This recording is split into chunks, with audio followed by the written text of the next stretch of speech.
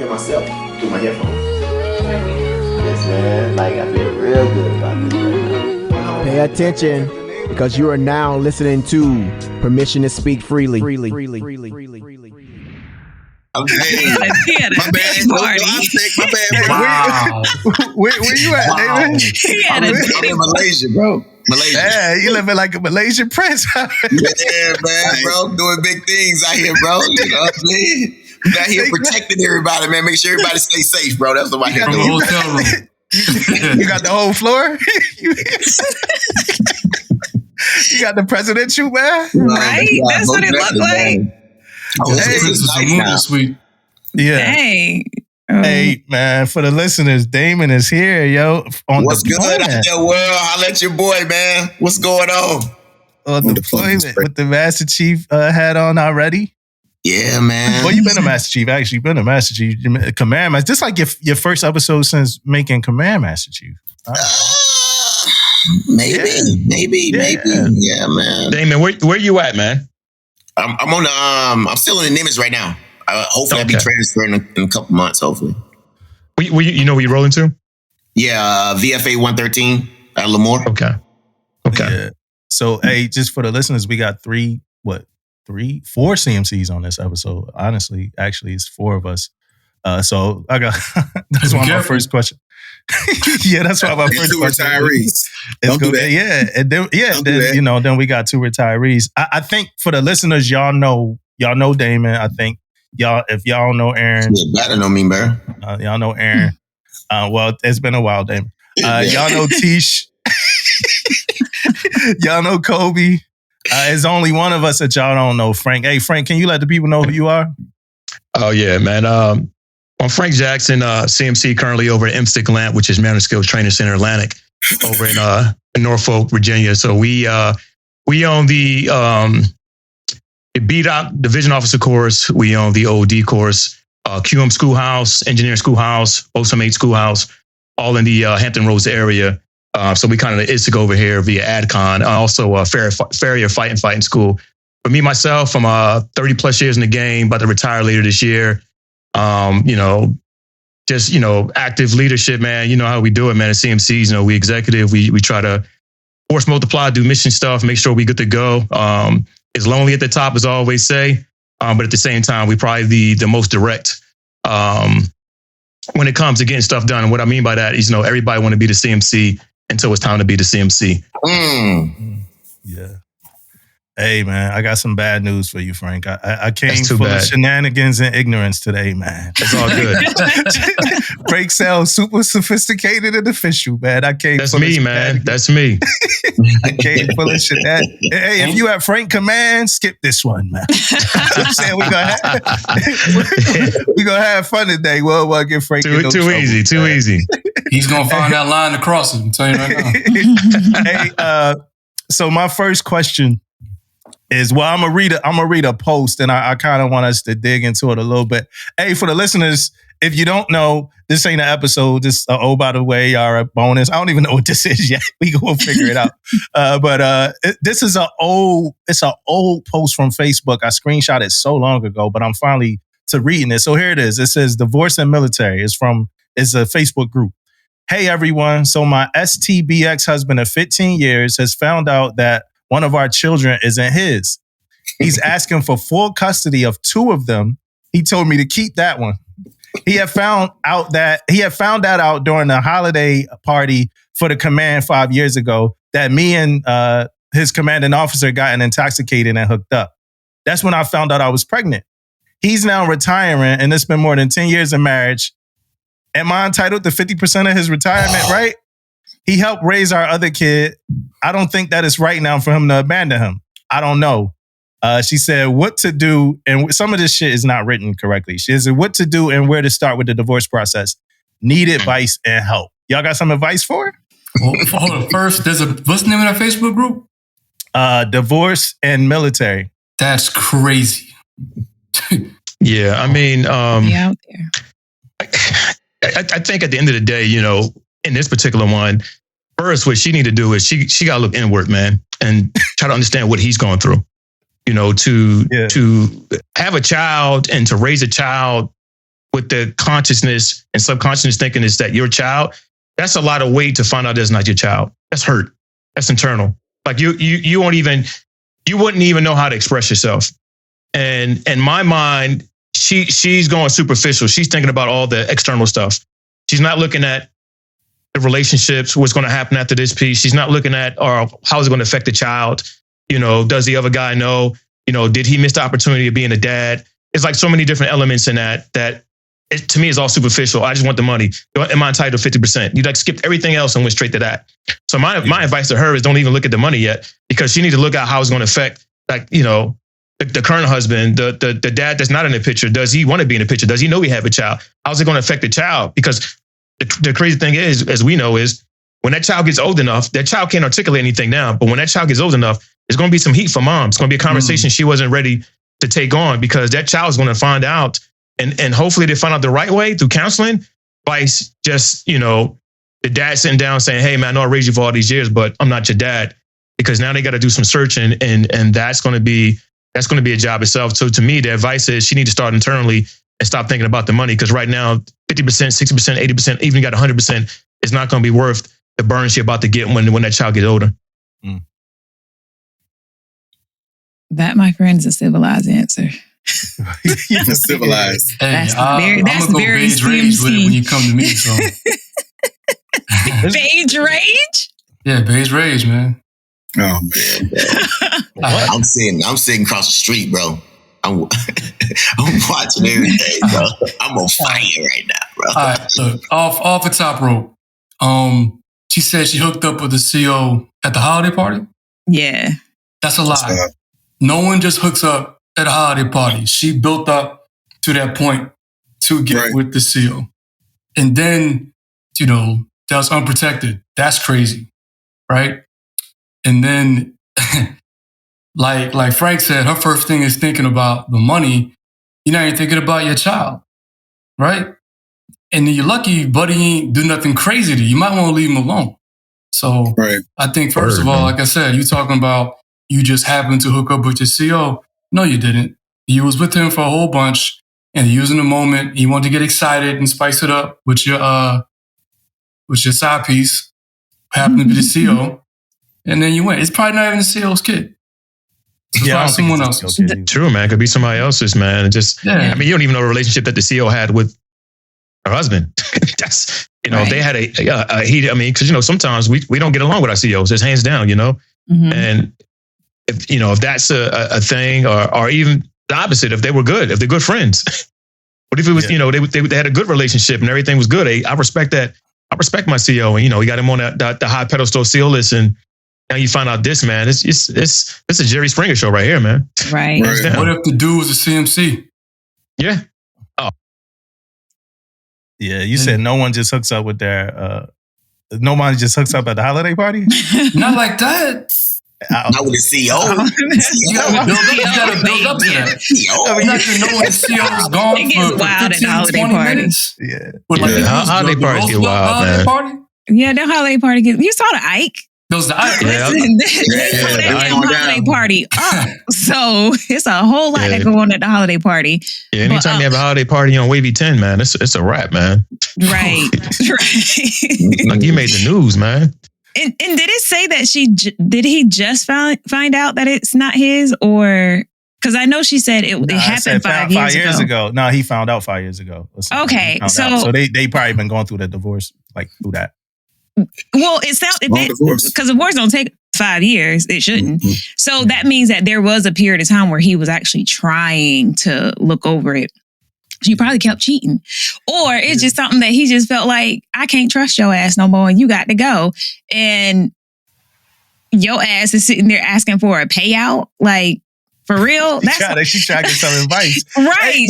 She's trying to get a Cassie out of it. Like, girl, go sit down. Sit down. What's a Cassie? Never mind. Never mind. Like right now, you gotta take 5. She want her 20 mil. She want her 20 mil. Hey, Kobe, watch how you fucking talk. My bad. No, my bad. No. My bad. If you do that shit again, it's gonna be a problem. All right. So you can take that however you want. I'm happy to have a peaceful conversation with you. What you're not gonna do is talk. You gotta stop. You understand? I yield. My bad. Yield. I'll just say this. I'll yield.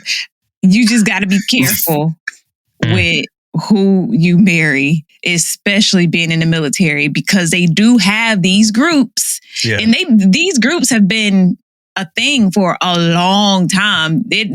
Before social media was a thing, they had those groups. They used to meet up in base housing, and they used to talk about what benefits you can get if you leave your husband, or, you know, how much you're supposed to get and how to get it and all of that stuff. Like, they've been plotting since the beginning. So you got to be careful because they out there. Let that be a lesson, you know, to everybody, not just men, women too. Let that be a lesson to watch who you with and make a conscious decision. Stop getting married for BAH because you're going to end up sleeping with the CO. Yeah. Well, for the dudes here, right? For the dudes on here, would y'all stay with would y'all disown a kid? After 5 years? Well, I think it's longer than 5. I think. Is it? Because it's 5 years ago. The most recent kid is the youngest kid. He knew about it for 5 years. But I think you got to look at it. And let me step back for a minute, because I know I'm like the how can I say it? The direct one, right? Yeah. Voice of reason. Because I think you got to look at it from the financial but legal aspect of it, right? If he takes on the ownership of the child, right? Although he's been raising his child, I don't think that's going to change. I don't think that relationship between a child and dad is going to change. I think what he's looking at is, if I legally take this on, I'm legally obligated to pay for this child afterwards and financial support, because he is, right? Well, he's trying to get custody of he's trying to get custody of 2, but not that one. Right. Which, because it's right, because he has that right. Like these 2, like for instance, hypothetically, they got 3 kids. One of the kids he finds out is not his. They're going through a divorce. He wants to say, and at least how I'm looking at it, is that, hey, these 2 kids are biologically mine. I'm going to pay for those kids. I am not going to take on the load of paying you extra money for a child that is not mine. I'm going to, whatever I do for this child is going to be on my own accord and my obligation. It's not going to be a forced obligation through something that you have caused to me. Because once again, like I said before, is that, how do you know, and the CEO, whoever the dude was, how do you know that he knows that he has a kid, number one, and how do you know that he doesn't want to be part of that child's life? Well, what would you do? What would you do? Would you stay with the kid? I would keep that relationship with the kid, but I would have to denounce the fatherhood, because legally I don't want to be obligated I'm forced in a position that I shouldn't be in. Right. And so that's what I would do. And then what I would do is just me with that relationship that I have with my child.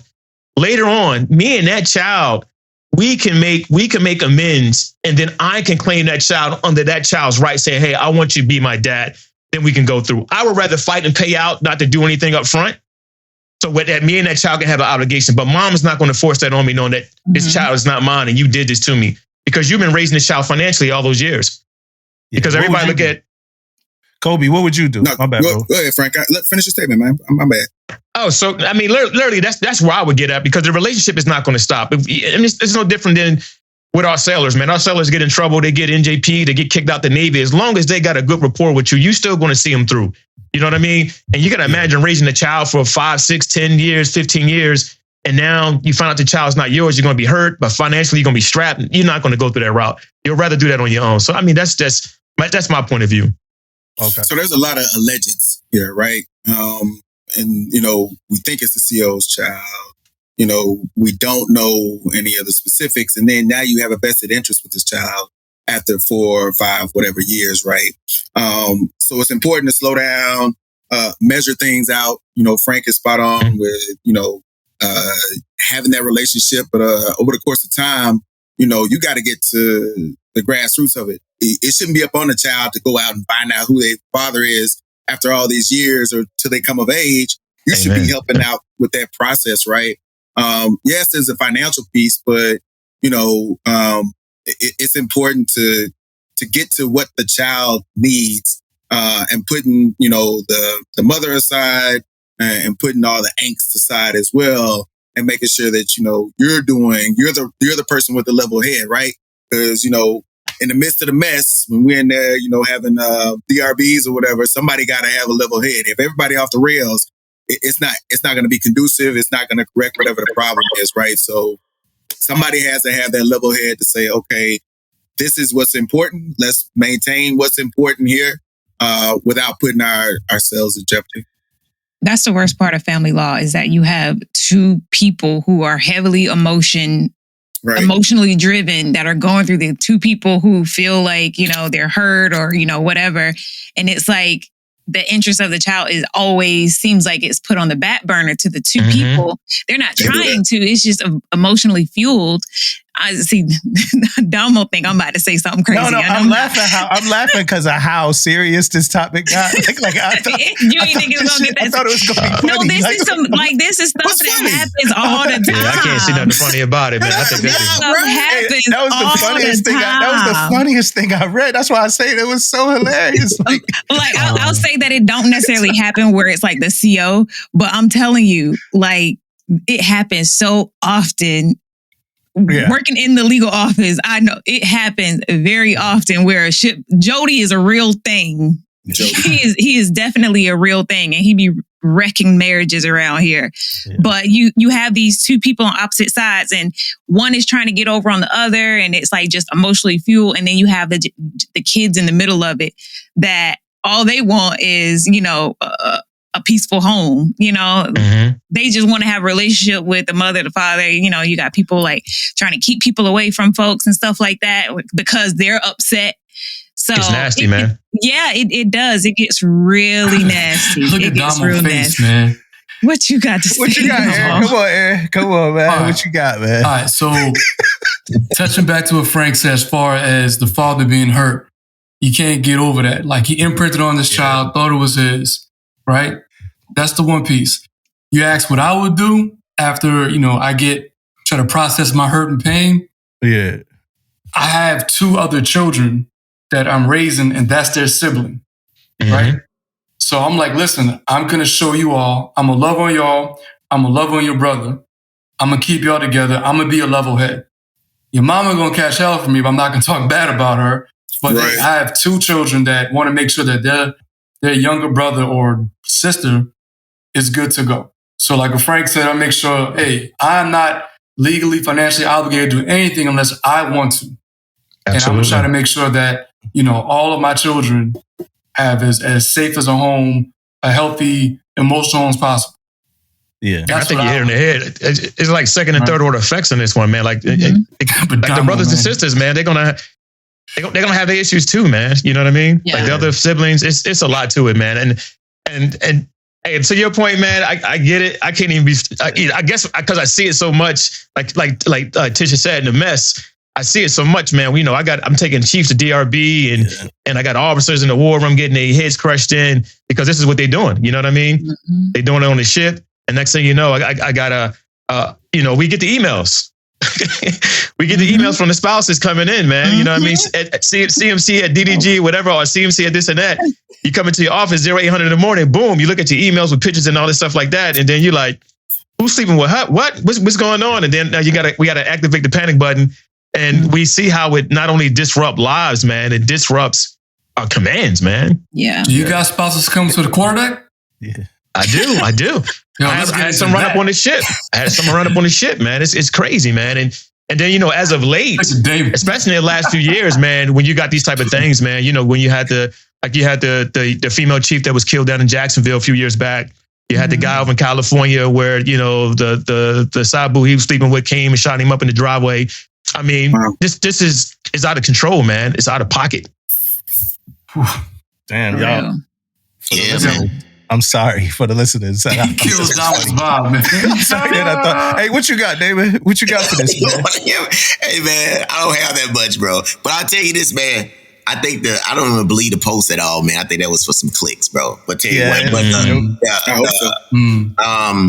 the other thing is, man, I think the whole relationship gonna be strained, though. I know we want to say the right things. We're gonna do this and do that.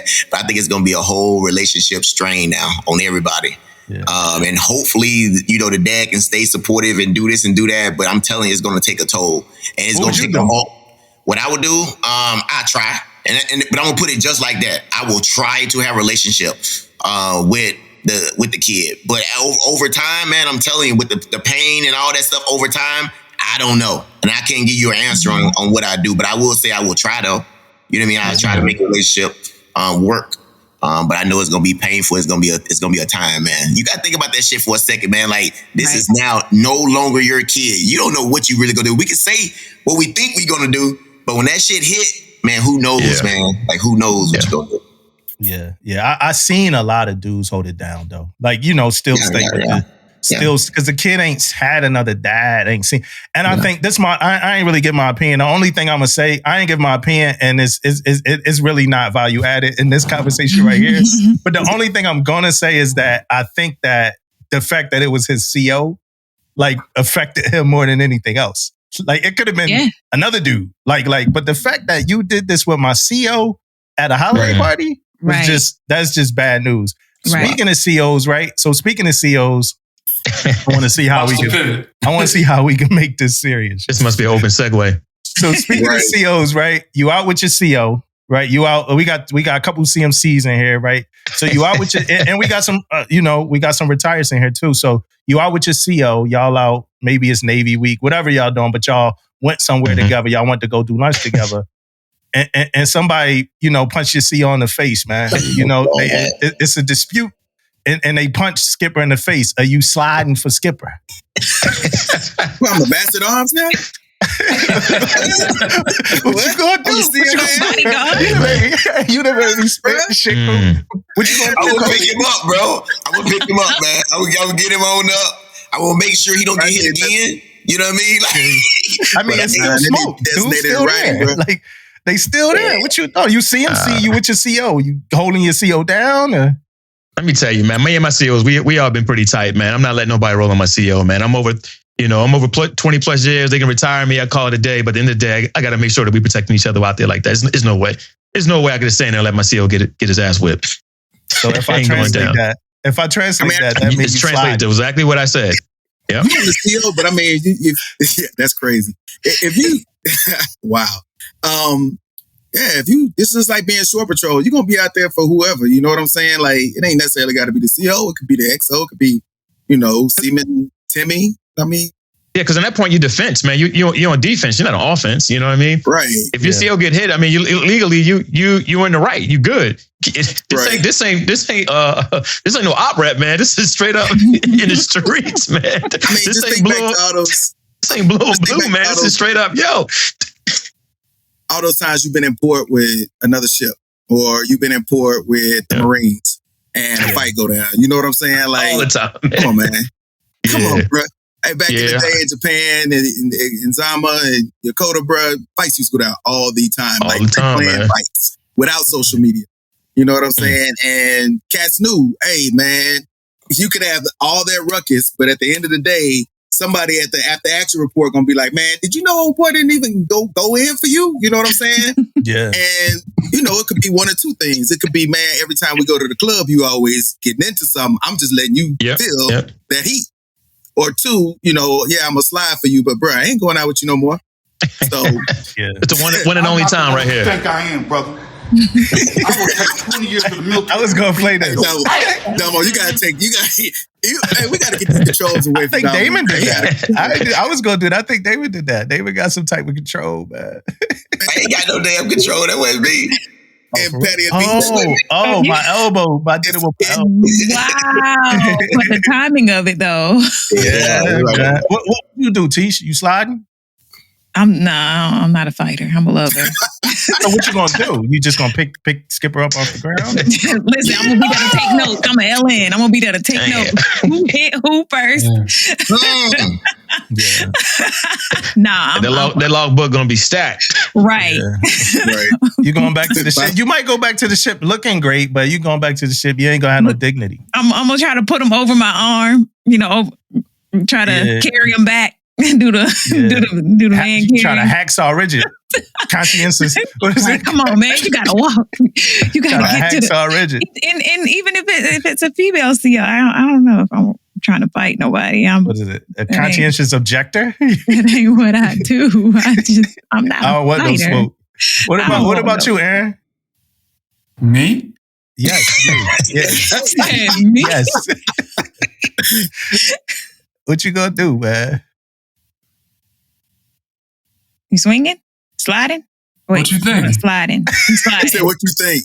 He's sliding.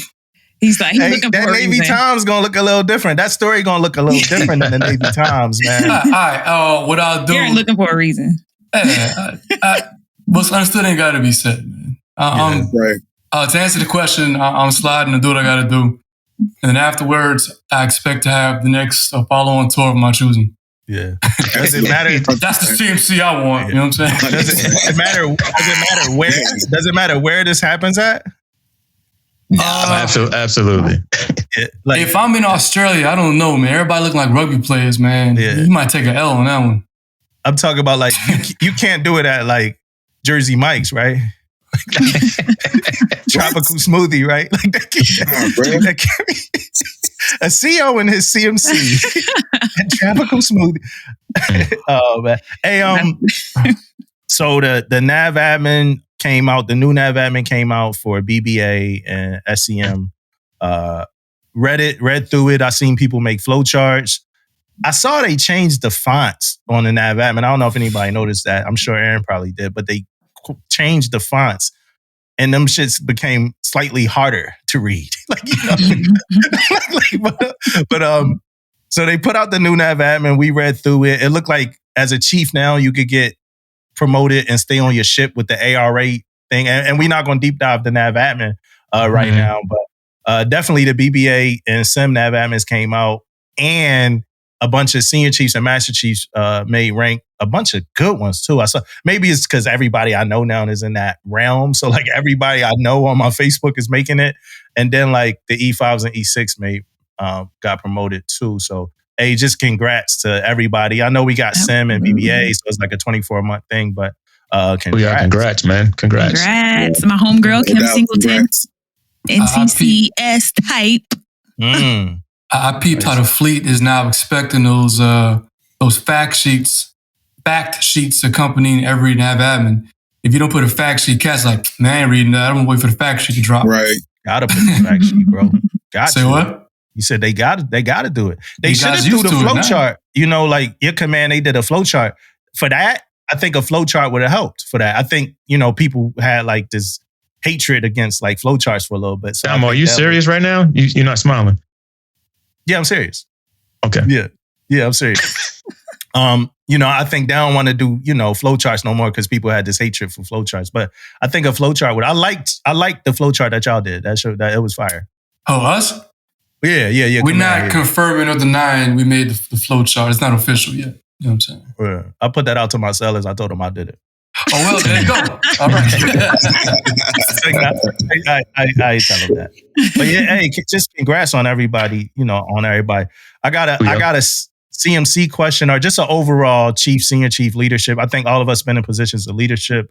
And the question is, do you want your info half-baked, right? Or do you want it when it's hot and ready? Or does it depend on whatever the info is? So, example, I get like somebody hits you up and they tell you one thing, like, hey, such and such mom sick, boom, boom, boom. And then you start asking 5-6 questions like, well, where's she at? What's going on? What's happening? And they like, oh, I don't know none of that yet. I'm still finding it out, right? Do you want it when it's fully realized, or do you want them to give it to you piece by piece? What y'all got? Bro, you already know, man. We got to get it raw and uncut, 100%. Not by the time you walk in the COXO office, they want it all, man. There ain't no pieces because especially if it's emergent, man, we got to get that up to ISIC and then up that upper echelon as fast as can. But yeah, no half big here, man. Give me the full blow. Don't give it to me at all. Okay. I'm a little different. Yeah. Oh, yeah. Now I want the primer. Give me a little bit, and then I'm still gonna say, hey, this is not set. There's more to follow. I'm gonna treat prior OS. I'm treat it like a message. And this is what we got, and then I'll update it because I don't want too much to go ahead of this. I'm still gonna preface to my CEO, whoever else, like, hey, this is not everything's what I got so far. And by the time I come in the morning, I'm gonna give as much as I have. I guess it could depend on what's the information. Because to me, if it's cellular life quality issues, then I'll take part of it. But 9 out of 10 times, like it has to be something at the executive level for me to tell the CEO. Like I hate wasting the CEO's time, man. Like if it's something that me and XO can handle, I ain't going to the CEO about it. Like he has too much on his plate already. I don't need to do that. unless he totally needs to know about it. Like, I don't find every CMC goes to the CO for every little thing, update every little thing like we first classes anymore. They want the big stuff, give them the heavy stuff. They got expectations. Most times, between us, it's us and the XO.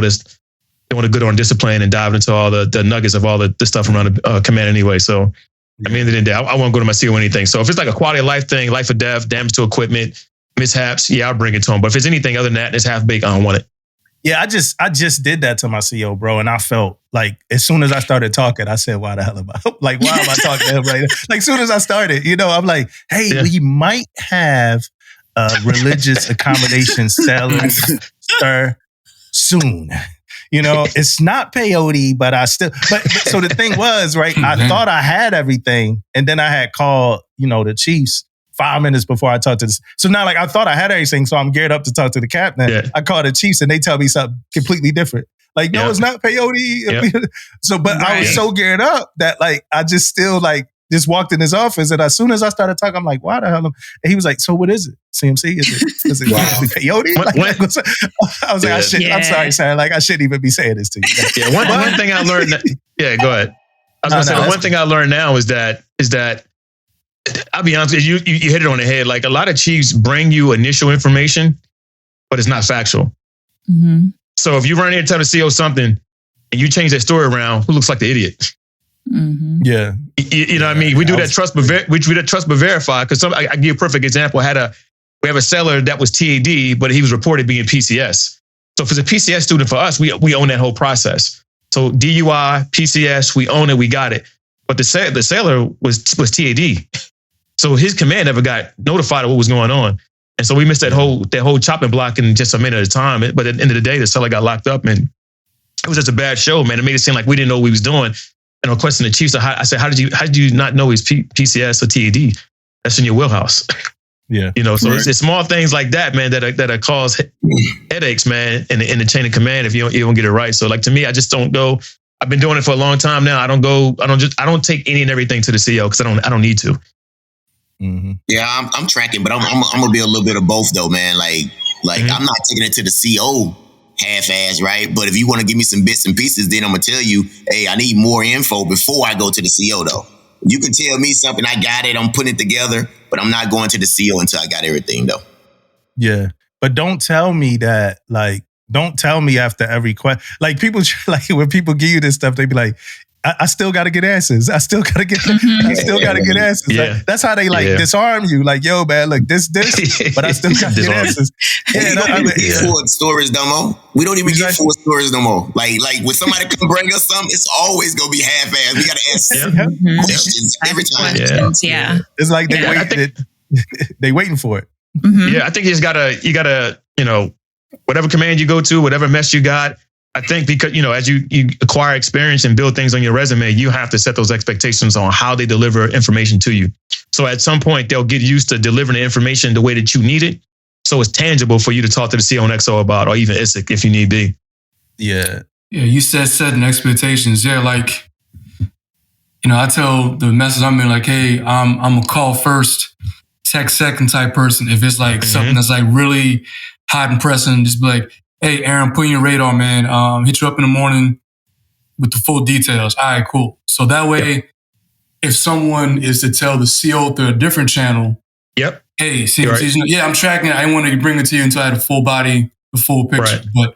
But just get to me quick so it's on my radar. Just don't let me get blindsided. Don't allow me, if you're getting the full thing, I can get coverage for you before I go to the CO. Facts. Hey, real quick update. And hey, this is a solo Damo moment. Hey, the retired 4-star Admiral Burke was found. He was convicted for the corruption case that me and Damon brought up a couple of months ago. I'm gonna probably update y'all on my thoughts on that on a different episode, a solo episode. But I do want to say that he was found, guilty for that. You don't want to get him now? I want to get him now, bro. But I think you should get better. Hey, just real quick before we get out that subject though, man. Everything is a teachable moment, right? So it's our job as senior enlisted leaders. Sound like an SCA right now, but it's our job as senior enlisted leaders to ensure that we're teaching the young chiefs, right? So if they bringing us something, we got to be the cipher, right? we got to slow things down. Again, take intake, outtake, right? So I'm taking it in. You're giving me the information I need. It's not everything that I need. Let's have a conversation about this. Then let's move forward with it, right? Because I think all too often what happens is those triad conversations, they don't get back to the chief's mess. And if they do get back to the chief's mess, it's hearsay, right? So you got to be able to kind of give them a peek behind the curtain of what you're going to expect when you go in there and talk to the captain or to the XO about a given situation, especially if it involves family, right? Or what conversation I'm going to have with family members, right? So, AP and Frank was spot on, man. You gotta take it in and then be able to digest it, use it as a teachable moment, and then go forward and execute. I actually always do that, man, because I just, like, once again, I just hate wasting everybody's time, man. I just, once you track down with your CO, you figure out what he or she wants, how they flow. I take all the information back to the mess so we get it right. Because at the end of the day, I'm not the only one to talk to the skipper. Like, sometimes they got to talk to the skipper directly. Hey, I ain't there, man. Go knock on the skipper's office. Because sometimes they want to come talk to me. I'll be like, nope, go tell the skipper. Yeah. Now, Nat, right there, what you just said, like, I ain't even about to get on Admiral Burke ass this episode. I'm going to just leave it alone. But we can if you want.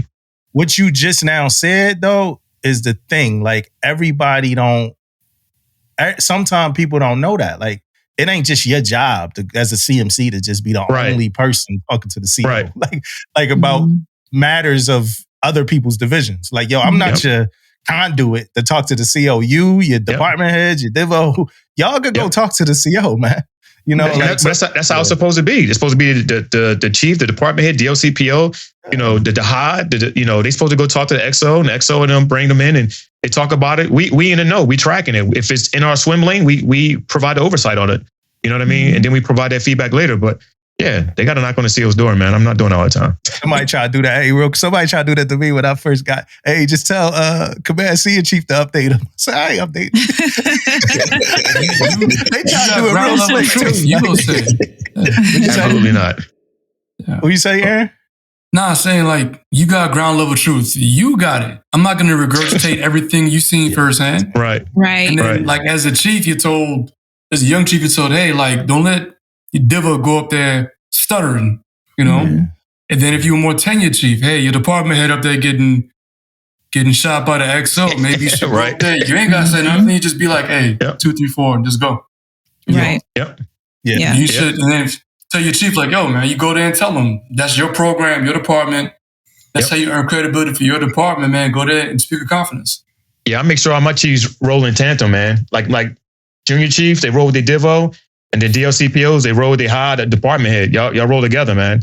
That's how I get them until the captain says, hey, no, I don't want the chiefs here. Kick them out. Then that's how they're gonna roll, man. Right in tandem, right behind each other. Yeah, as a divisional chief, I wanted to talk to the skipper. I ain't want nobody else to. You know what I mean? Facts, 100%. I got all the information, like Aaron just said. Hey, so before we got this big main topic we want to talk about. It's a couple, like some of the listeners hit us up. It's funny, like people want to get an Admiral Burke ass. Like it's some of the listeners. All right, let's get an Admiral Burke ass. Yeah, because man, people get pieced up, man. No, you got that. You can get every bit of it. Giving out speeches and shit. Nah, man. No. Roll his ass up. Roll him up. Go ahead, man. Get it cracking, Aaron. Well, nah, you go first. You got you bring it. You go. You know what I'm saying? I'm disappointed, yo. I'm disappointed. So me and Damon covered this story a while ago. And I might misquote some of it, but like pretty much he was working with this leadership company before he got out, and he was getting contracts with this leadership company, and they pretty much finagled a way to get a whole bunch of Navy contracts, and then he finagled a way to get a salary and some equity in the company and a bunch of stuff like that when he got out. Like, hey, quid pro quo, I get you in. When I get out, you get me into your company, and that got him up to facing like 30 years. Again, this is not a syndicated official media source, so look it up, get the full story like that. I think like for the core values, so it's a couple questions here, right? It's like, do you judge a person by like one act, which this wasn't a single act, this was like years or months in the making of an act, right? But also he has a career, like a storied career. Like he's led at multiple levels in the Navy and all this shit, right? So it's like, do you judge a person by that, or do you judge them by like the way the book ended or whatever? But what I will say is that when you get in front of a bunch of people, you out there, you in front of ships, you in front of sailors, you in front of leaders, you in front of officers, you in front of other admirals, you in front of the entire Navy, preaching all this shit. And then in the back, you doing some fraudulent activity. I can't respect that. I can't. You know, I know my man got family. I know he got kids. All respect to all of those people and all respect to whatever great things he did throughout his career. But you can't bookend it like that, man. And then you're leading us. You're giving us things to do. You're giving us things to like aspire to. You're giving us things to read and books and lessons. I don't know, man. To me, that's like one of the worst fallacies you could do, man. Mm-hmm. Yeah, I mean, it's pretty foul, though. I mean, me and Damo covered this story, man. But, you know, I just hope it's a wake-up call, bro. Like, to everybody, man. There's a lot of people out there doing some dirty shit, man. Hey, you keep doing it. They gonna figure you out. And they gonna find out. And then this is the type of story that's gonna happen, man. Like, these leaders, man, like, he going to sleep every night, bro. You know what I mean? He's sleeping every night knowing he all jacked up, bro. Knowing they coming for him. Knowing they gonna eventually get him. And it's a power move, man. Like think about this, man. Like you put a lot of thought into this. Right, you freaking, like you said, you doing speeches, you talking to people, and it was a setup, bro. I think that's why he set this whole thing up. It was planned, right? He about to do some time, bro. They about to get him, man. Like this is serious, man. But I just hope it's a wake up call, because it's one of them things when people in power, man. Like people in power sometimes think they can do things, think they can turn the truth, think they can, manipulate. This may be, invincible. They can't get in trouble. All this type of stuff, man. So, to be honest with you, I'm kind of glad to see this, man. Like this could be an example for people out there. You know what I mean? That's doing the wrong thing, man, and think they invincible. So, and the crazy thing is, you remember the Fat Leonard case? Yeah, I was going to bring that up. With all those people that went down, it's like, we already had the example. It's a lot of people who were, convicted and got kicked out or got 100%. Fines and all that stuff. It's like, but he thought that he was powerful enough because he was so high up that he could, get away with it. Everybody always think that they can get away with it. And you know what, Tisha? What? I promise he was going hard about that Fat Leonard. I was wondering, I wonder if he had anything to say. Oh, we will not tolerate. We will persecute to the fullest extent. And you back there, he was probably doing it back then. Because, stuff like that, what it sounds like he was doing, it takes time. Like you said, he was building it up even while he was on active duty, sliding contracts here and there. And then knowing on the other side, he's going to get a big payout. Like, you maneuvering the Navy, we going to do this, we going to do that. But it's all for personal gain. Like, come on now.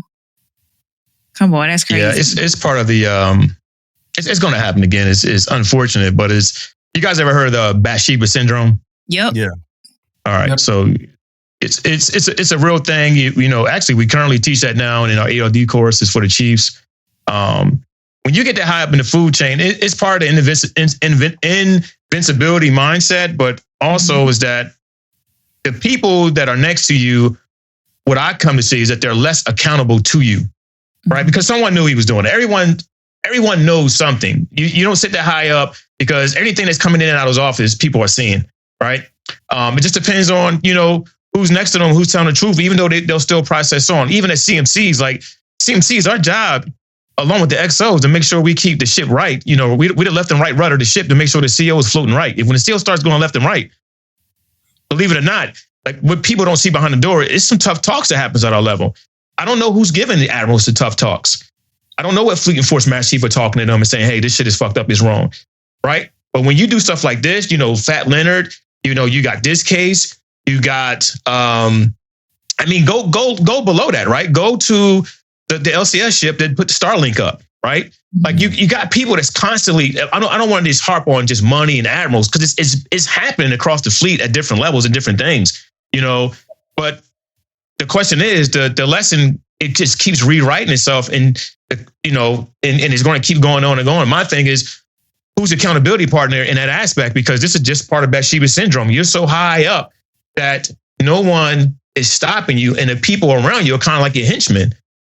They're allowing it to happen, right? Because when these things go down, when Fat Leonard went down, when they peeled back that onion, it wasn't just admirals, it was captains, it was lieutenants, it was so many people. It was a lot of people. If you think Admiral Burke was the only person that got caught up in this scheme, I would probably say that's definitely false. There's other people that got caught up that's not A-listed. It's just a fact, you know. So it's wild, but you know, it happened. He's going to do his time, and then we'll give it a couple of years, and it'll be back in Navy crimes again with another admiral or someone else.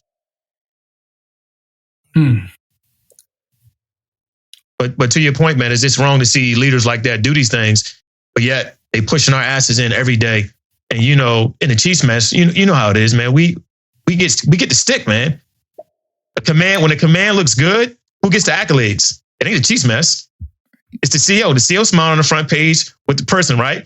When you see all the pictures rolling around the commands, who's on the? It's never the Chiefs. It's never the CMC. But when the shit gets bad, who gets the stick? Yeah, we get it. We get punched in our face for not doing our job because we're supposed to be accountable. So I say the same thing with our leadership. You know, who's holding you accountable before these things happen? Yeah. I say this, like when I went to the my PCMC course, right? And you put everybody together, PXO, PCMC, PCOs, or prospective COs, right? Everyone's like, hey, I value the input. I want to be able to someone to tell me if I'm getting off of the beaten path. But sometimes I think like something happens once you get further removed from that position. You get up there and less people are willing to tell you what you need to hear rather than what you want to hear. And to me, I think that's like systemic. I think a lot of people, you get comfortable up here, and I think you get more of the fear of reprisal. So to get better stuff, that's for like top down, not from the bottom up. That's what I think. Yeah. Yeah.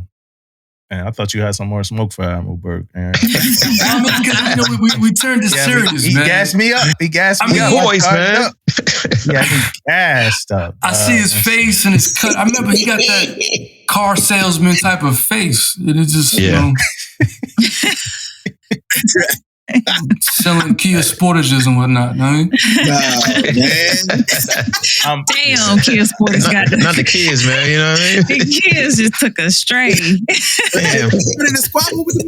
Let him work at Lexus or something. You know what I mean? Not the kid joints. You know? give him 4-star Admiral dealership. You know what I mean? Give him a little Voltron setup. Probably had something nice. The way he probably had something. They probably had a Lambo, man. Hey, I got a question from a listener. It's a question we always get, but I got some. I'm probably not even gonna answer it. We got some other people on here to answer the question. It says a Master Chief told me go around and ask Chiefs what advice would they give someone to prepare better for the season. He told me it don't matter how good of a chance you think you have or don't have. If you don't prepare and don't make it, the season will be as enjoyable as it can be if you would have prepared. I wanted to see what advice you leaders would give if asked that question. The most common answer I get is run. I guess the question is how can this person prepare for the Chief season? Hey man, I'm gonna start this one off real quick if I can.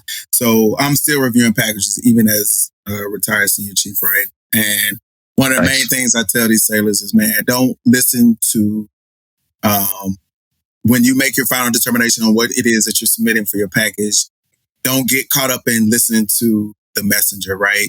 So don't allow, and no offense to you guys, but don't allow a CMC, don't allow a senior chief, don't allow a chief to tell you, hey, you're not going to make it this time, or hey, I think you need to go back to C, or hey, I think you need to do this. Because what it's going to do is going to detract you from submitting whatever it is that you're going to submit for your package. And at the end of the day, unless that CMC is sitting aboard every year, which now they can't, you're not going to be able to definitively say, hey, this person can get selected. There's quotas, there's, the diversity. There's a whole bunch of factors that go into, it could go by your rating. It could go by a number of things. One of the common things that I always get is, hey, most of the CMCs say they hate seeing letters to the board that include a career summary. Well, at the end of the day, it's your package, right? So write your package, do your package, review it. Yes, take the things that these CMCs and, these senior chiefs and these chiefs are submitting to you on things that help them. But you're going to have a difference of opinions from a variance of people. You can put 10 CMCs on the waterfront, and I swear to you, not all 10 of those CMCs are going to say the same thing for your package, regardless of rate, right? So at the end of the day, it's your package. Make sure that, you get with people within your community, because obviously those like-minded personnel are going to be somewhere in that board. But yeah, don't be discouraged because somebody told you need to go back to sea. Because we all know, because we've all seen these young sailors that have been in 5-7 years make chief. So, who's to say that you can't do it? So stay encouraged is my point. What can you react to that question? Was the question about the packaging? Was it about season, being selected and going into season? It was about the season. For season? It's about the season. All right. He wants to get ready for it? Yeah. No, yeah. So the way I understood what you were saying is how do you prepare for, I took it as becoming a chief. I mean, it's all good. No matter what you get, you put out good information. It's definitely, the question is about the season. I'm just laughing because it's a bunch of Chiefs. I know y'all ain't gonna say much about it. Why would we talk about the season? Right. Are you trying to test us? I mean, the only thing I would tell them is this, man. If number one, if you got selected, you got selected because you was working at the pay grade already, right? You was already working in what we would think in the mindset of being a chief. That's all you need to fucking know, right? Yeah. Other than that, if you, I'm just being honest with you, because if you're doing everything based off the standard of the Navy, when it comes season, you should be well prepared. That means you're in standards. That means you're running. That means you know programs. That means you know everything you need to know. So looking for some extra wisdom, it ain't going to get it. Right, yeah. You just like you don't need extra wisdom in the season because the Navy's already said you've been doing it. Eval said you've been doing it. Frank, I think you answered the question. Yeah, that's it. I said this one's going to be short. Yo. Enjoy the experience. The only thing I really prepared was my family, to gauge expectations. Like, okay, if and when I make chief, this is, what the schedule is going to have to be. Like, this is, I'm going to be gone all the time. This is how long it is. What support do you need from me now before going in? Because when it hits, it hit. And that's exactly how it happened. That shit hit and I was gone. So that's the only thing you can really do is just prepare your family.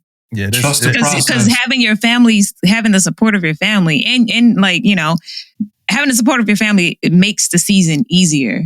Mm-hmm. In my opinion, 100%. When I went through, I had 100% support. And so that allowed me to be able to focus on the season and not have to worry about, are the kids good? Is the house good? And blah, blah, blah. Yeah, that's all I got. Stand on that. It's a wrap. And I mean, really stand on it. That's all I got. Stand on it, yo. This is another thing from somebody, and then we could get into this topic that we wanted to talk about. This says, I'm a first class who it's a do better. So it's a do better on the bonus episode. It says, I'm a first class who recently checked into a new command. Oh, and by the way, this person wants to stay anonymous. So shout out to you with this very descriptive message that you shout out to you. I love you. I'm a first class who recently checked into a new command that had gone through a rough home port shift and lacked solid leadership. I served as an LPO before, so when I arrived, I stepped up, led from the front, stayed present, and supported the team. Another first class had been there longer but wasn't involved, rarely on the deck plates and not leading. When the new chief showed up, he started seeing me as the LPO because I was doing the work. Now, I'm not going to say the person's sex. Now, this person's acting like I took their spot, going behind my back and giving conflicting guidance. I didn't take anything. I just filled the gap they left open. I'm not about drama, but their behavior is holding us back. I'd rather they be moved to another division if they won't contribute. Do better. Like, you don't even know if you the LPO yet. You talking about moving them, so you must be the LPO. I was confused as hell by that. Like He works in the school. But you know what? That's a communication thing, though, man. That's a communication. Like, that's all that is, man. And probably more not like they can communicate too, but the chief need to talk too and square that away too.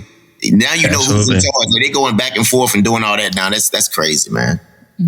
Yeah, to me, the chief on this one, man, need to put him in number one, front and center. Put that on paper. Hey, you got removed. You in the hat. Put him in front of the division. Hey, here's your new LPO. It's the only person you listen to, and then move out. That's it. I don't see nothing past that, man. Yeah. Sound like the chief knew. It sound like the chief just got there. Yeah. And it's like figuring out the division. Yeah, but regardless, though, somebody got to be in charge. You can't be like up in there. You can't be like somebody got to know. Like, the last thing you need is 2 LPOs, man. Yeah. So do y'all know day one who the LPO of the division is when y'all get to a division? In my junior years, yeah. When I arrived, whoever the LPO was the LPO. Like, I didn't change anything until I sat back and looked at it. But I'll be honest with you, it was very rare that I fired any LPOs because most of them were pretty good at what they did. Now, I fired LCPOs and DLCPOs. You know what I mean? But at the end of the day, if you don't do your job, man, you got to go, man. We not in that business, man, of just giving out likes, bro. You got to do your job, man. We got to filter you out. Hey, with first classes, the first class members that get it are the ones that understand that they have to move as a unit. Everyone can't be LPO the same way as in the first class association. Everybody can't be president, vice president, master at arms. There's so many different ways to lead, and sometimes the best way to lead is to know how to follow and support. Because when you become LPO, you're going to want and hope you get that support from your fellow first classes. So without knowing all the details, I think the time that this person spent in writing this question and looking for help, they probably could have did that. Hey man, let's go against Damo. Let's have some lunch together and talk this out. Boom, right? There it is. Yeah. You know? Yeah. And then as far as the chief thing, sometimes I don't always want to throw a chief at it. I think in this case, the chief is either not present. If I heard it right, the chief ain't present. Or there is no chief. Yeah, the chief just checked in. The chief just checked in. Of course, well then, maybe that chief's letting them work their stuff out. There's more to it. But just just to kind of rehash the story, right? A first class got to a command. It was another first class that wasn't really doing shit. And then the chief came, and then the chief started to like depend on that first class, and the other first class didn't step up, just started getting mad because the chief was depending on that first class. That's pretty much the story. Oh, then that's chief's problem. Chief trash. Exactly my point. Yeah, building up the person. You got to set it straight, man. So I'll go right back to chief, man. Yeah. For real, y'all all think that? It's too because easy. how that person you know why, Damo? You know why? Two first classes ain't gonna work it out, man. Like if one already LPO and the other one said, "No, I'm the LPO." No, I'm the LPO. That ain't gonna work, man. So I think the chief gotta come in and square that away. Yeah, but the chief. Yeah, but Aaron just said the chief trash. But in accordance with the story, right, the chief just got there. Right? So chief just got there. I don't know what he did, but he trash. He's been there long enough to now depend on the person who's not the LPO. So because he just don't know that. I got a new toy. You come here, I'll play with you, man. Forget you. I'm not gonna develop you no more. You know? I guess I'm talking a little bit from experience because I was somewhere with the LPO that, and I told myself, if I move forward, I'm going to just fire. This is what I told myself, and it could have been wrong, and I'm willing to hear it from y'all. But I told myself, moving forward, when I get a place, I'm going to be having my first classes on trial to see which one is better fit to be the LPO because I'm not going with the status, quo. And then as I move forward, I kind of still went with the status quo. But it was a time when I told myself that, no, I got to figure out who's the best person for this division because the person that I come into being an LPO just might not be the best person for the division. And it might take me a week or two to figure that out. Is that wrong? So I've seen a circumstance where there's always chief oversight, right? So there's been divisions that didn't have a chief, but the departmental chief would step in that oversight. And yeah, you can have maybe 1 or 2 first classes that are in that division. But at the end of the day, you're going to have that chief oversight until you're able to hand them off to a chief petty officer. So, I mean, it happens. It happens on deployments. It happens during workups and things like that. But I just don't ever really see where you don't have a chief petty officer oversight with these first classes. Yeah. Now, going back to the question, man, I don't want to add to the question. I don't want to take anything from the question, but the question is, as you would say, half baked, right? Yeah. You talked about before. Well, it wasn't even a question, really. It was just right. So my thing is, you got a chief, you got 2 first classes, you had a guy who's on paper the current LPO. If you want to remove an LPO, you got to fire LPO and you got to put it on paper. You know why? Because you got justified on the eval. So to me, if a chief goes in and removes an LPO, then he already sees why he's doing it, and it should have been paperwork on there. And in the same essence, he should have put paperwork as designation letter for the other LPO to be the LPO, which means that he would have stood up in front of the division saying, hey, here's your current LPO. My thing is, I don't know why 2 first classes are fighting. And to me, if all this stuff is, once again, I'm not trying to add or take away, but in my mind, if a chief is involved, these things have happened. Now, I have had chiefs come in and they see something they don't like. They don't do their homework. And then they try to put an LPO in who's not fit to be the LPO and wind up going back to that same LPO that was really doing it. Because at the end of the day, it's not what we want, it's who you need. Sometimes you need a certain LPO. So I don't know what this particular thing is. And I'm going to pull back a little bit. And the reason why I say that, because some people like to circumvent their commands and get answers that they want to hear. And I don't want to give out the wrong answer.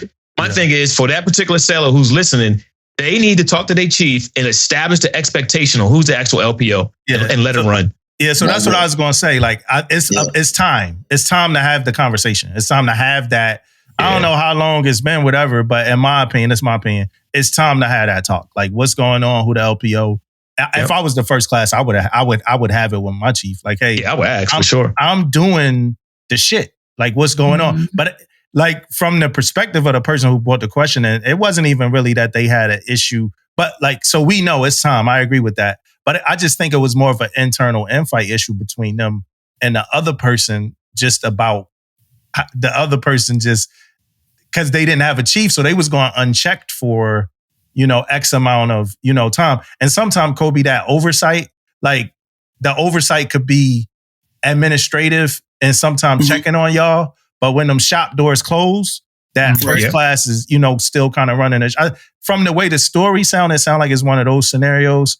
But yes, it's time to, hey, look, I'm going to chief. And I would say that to the first class. Hey, let's go to chief. Let's figure this out. It's time to have that conversation. Yeah. I do think that. Yeah, I just want to say ego.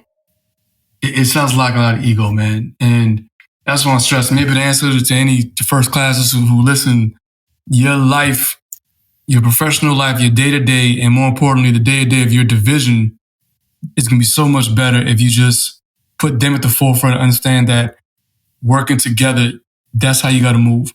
That's what you're created on. Everyone gets to eat. Like, you wasting all this time. What happens if you pick up chief? Hey, guess what? Now that person might be your LPO. How's that relationship going to go? So you're not putting your energy towards what's most important. But I think, and a lot of us in here, senior or retired, we've been through it. But I think a lot of people deal with shit on a day-to-day, like underlying nasty, back and forth, catty, toxic shit on a day-to-day in these divisions. And they just deal with it. Like, they don't, and we're about to get in, and this kind of going to bridge us into like the main topic. But it's a lot of bullshit that happens. We had like a chief. Yeah, we had like a chief in one of our departments. Dude was just bad. Like, he just sucked, man. Like he just like he was like damn near a tyrant. Like, in the department, like he got checked by people. Like, all this stuff, all the things happened, but he still was there. Like, and things like that happen a lot at commands where people go unchecked. Or it's these subcultures and people don't know nothing about it. They not going to tell the CMC. They not going to tell the captain. They not going to tell the XO. And these things happen a lot. So why you got to try to filter them out, man. Yeah, man. It's all like, and so let's just get to the main topic, because I think that was like the perfect thing. So I'm gonna read this for whoever listened to the podcast. Like probably it was a month ago because it's probably gonna be a couple episodes before we get to this. But this was something I read on off of Reddit on one of the episodes that I had Aaron on, but we didn't get to it. We didn't really get to it. But this for everybody. It says, are triads aware of severe apathy? I said, genuine question. 4-year, 7-fleet sailor here on a rough ship. Our captains and our whole triads aware of the complete lack of care that majority of the ship has for the ship and the Navy. Maybe it's just a new generation in the Navy, but I doubt it's just my ship. None of us care about anything. Literally nothing. Don't care about watch standing, dress uniforms, military customs, the coolness of the Navy. I feel nobody just comes to that first ship like this. Everyone I know who feels this way became this way over time because of the way things work on ships. But I do notice that it seems to be more prevalent in recent years. For most of us, this is just a job for a paycheck, and that's it. And the day-to-day life in today's Navy, at least at my command, makes it a one-way crash course and a not caring a single thing about any of it. I just want to know if most captains know this, because the way they talk to the crew sometimes, I feel like they just don't know. No disrespect intended. I don't think they're clueless, but I don't understand why they don't directly do things to try to help the cause. Some do, most don't. And that post on Reddit generated a lot of feedback, comments, and I dug into it. It's way deeper than that, but that's the post. I recently did like a mentorship session with a bunch of first classes where I built the whole training, whole conversation out of this post. This ain't that. This me talking to a bunch of chiefs, senior leaders about this post right here. So I'm gonna shut up and I'm listening to y'all, and I'll kind of come in whenever I get a chance. So it's important for us to give the definition of apathy, right? So the lack of interest, enthusiasm, or concern overall, right? So for me, yeah, it's something where it comes with time. As a new sailor that's heavily motivated, coming to a new command, you see a lot of shit. And it could be a toxic environment. You know, DOC survey may not have been done within the last 3 years, which is totally unsat. You know, there's a lot of things where, you know, either you are here to check a block or you're here to right a wrong. And it's on the mess and it's on the wardroom to get together to ensure these sailors are being taken care of, but they have to all be pulling along the same strand. Now, you're not going to have everybody pulling in that direction because some of those people are going to be, get ready to transfer soon so they can care less, right? So you got to weed those people out and get to the root cause of whatever the problem is and try to fix it. And sometimes that doesn't happen until somebody with a fresh mindset comes on board and sees these issues and is willing to address them and is willing to cohesively as a unit start making changes. And some of those changes may be small to gather speed to get to where you're pulling in the right direction. And it may take time, or some of those changes may be done immediately based on leadership and, you know, the direction that people want to go in. But, you know, you got to be able to bring it to the right level. There's all kind of avenues in which you can do that, even outside the chain of command, which, you know, you would hate to have to go. But as leaders, somebody has to step up and be able to take care of these sailors, because if not, it's just going to continue to spiral out of control. Have you seen it before, Kobe? Oh, absolutely. Okay. No, absolutely. The lack of it? Yeah, let's start there real quick. Just like around the room, like, has everybody seen apathy? Oh, for sure. Command? Yeah. For sure. I've seen it, experienced it. Right. I've been to a command where I was just like, fuck all this. You know? Yeah, when you get to a command like that, it's culturalized, man. And I was actually writing stuff down, man, because I can talk a good 2 hours on this one, and I'm just going to highlight a few good things, at least from my perspective. First of all, when you get to a ship like that, it is culturalized. That means half the crew has been there, probably 3 or 4 years. They've been rolling through it. You had like a lot of toxic environments and stuff like that. How do you get there? There's so many ways. I won't go into that piece of it. But to the seller's point, they're saying, hey, does the captain see this? Right? And I want to take it from a few different levels, right? We know at the end of the day, as part of a triad, that it's red light, green light, right? What I mean by that is that when a captain, a triad is walking around the ship or we walking around in command, what do sailors tend to do? What do? The right thing. They're going to be. They do the right thing. They do the right thing. Right. They show their best face. So at that point, it's red light, right? It's red light to them. So whatever dumb stuff they was doing, whatever they normally do, whatever unprofessionalism they do, they stop it when the triad comes. So the triad doesn't see that. We walk into spaces, we do the dog and pony show, it's clean. We do our tours, we talk to sailors, we ask sailors, hey, and we do it all the time. Do you have any issues down here? We do it, right? Nope, I get it. No sailor singly wants to say anything. However, in this day and age, you got the seal suggestion box. Not only do you have it physically, you got it digitally. You can digitally go into the seal suggestion box now, and it'll hit the whole triad. It'll go into an email account, and it's anonymous, right? So I say that because at the triad, we always get the red light, green light action when we're dealing with sailors when we call around the ship. That's one thing. The second thing is the fresh eyes, right? When you have been on the ship more than 3 to 6 months, you become part of the problem. When you first come on the ship or just a command, I don't want to say ship because there's squadrons and everything else out there too. When you first come to a squadron, you got the fresh set of eyes. You see a lot of things like, I don't know why this and this and this, but we don't really question it. We see it, right? And so as time goes on, because you didn't question it, you didn't do no forceful backup, you didn't ask about it, you start to consume it and you become part of the problem. Yeah. So now you're in too deep. Like you can't fix it because now you're part of the problem. And then you got to ask yourself, because the moment you try to fix it, now you're going against the culture. It's already culturalized, right?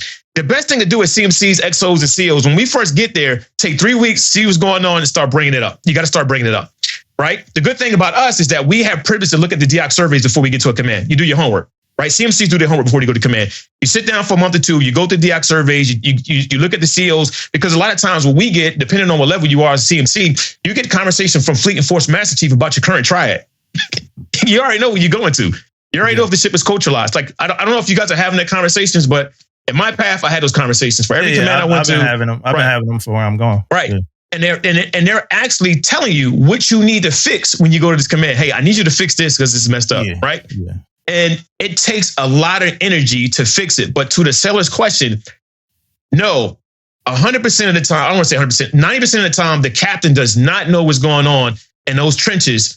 Because when we come in there, it's red light, green light, and those things are brought up. And to someone else's point they brought up is that until all fire breaks out, until all hell breaks loose, that's when everything stops. And you're like, how is this happening on my ship, right? Like, for instance, you go back to G-Dub in the yards. Remember the suicides? They had like 5-7 suicides in 1 year. Like, how do you have 1 or 2 suicides and no one's tracking it? Big Navy wise. Yeah. It took until that whole explosive thing, until that one sailor said, hey, I'm going to hide in the covey hole. Remember the sailor hid in the covey hole somewhere for like a week at a time. And then after that point, it blew up. Like everything blew up. So I'm sitting here, that entire carrier got culturalized in the yards and no one was tracking that. And it took 7 deaths to even make it a highlight. So then the question becomes, was the CO tracking those deaths? I'm thinking he or she had to at that time. Was the triad tracking it? But they didn't change anything. But the apathy, the interest, nothing was there. And that's why it was happening. That's why you had so many suicides. So to my point is that you got to voice that up. Now, we're not asking how do you change a culture? Changing the culture is hiring and firing a lot of people, man. I hate to say it, I've been there and done it. I've been in a position when I was at HM15. We had aircraft go down. We killed 2 crew members.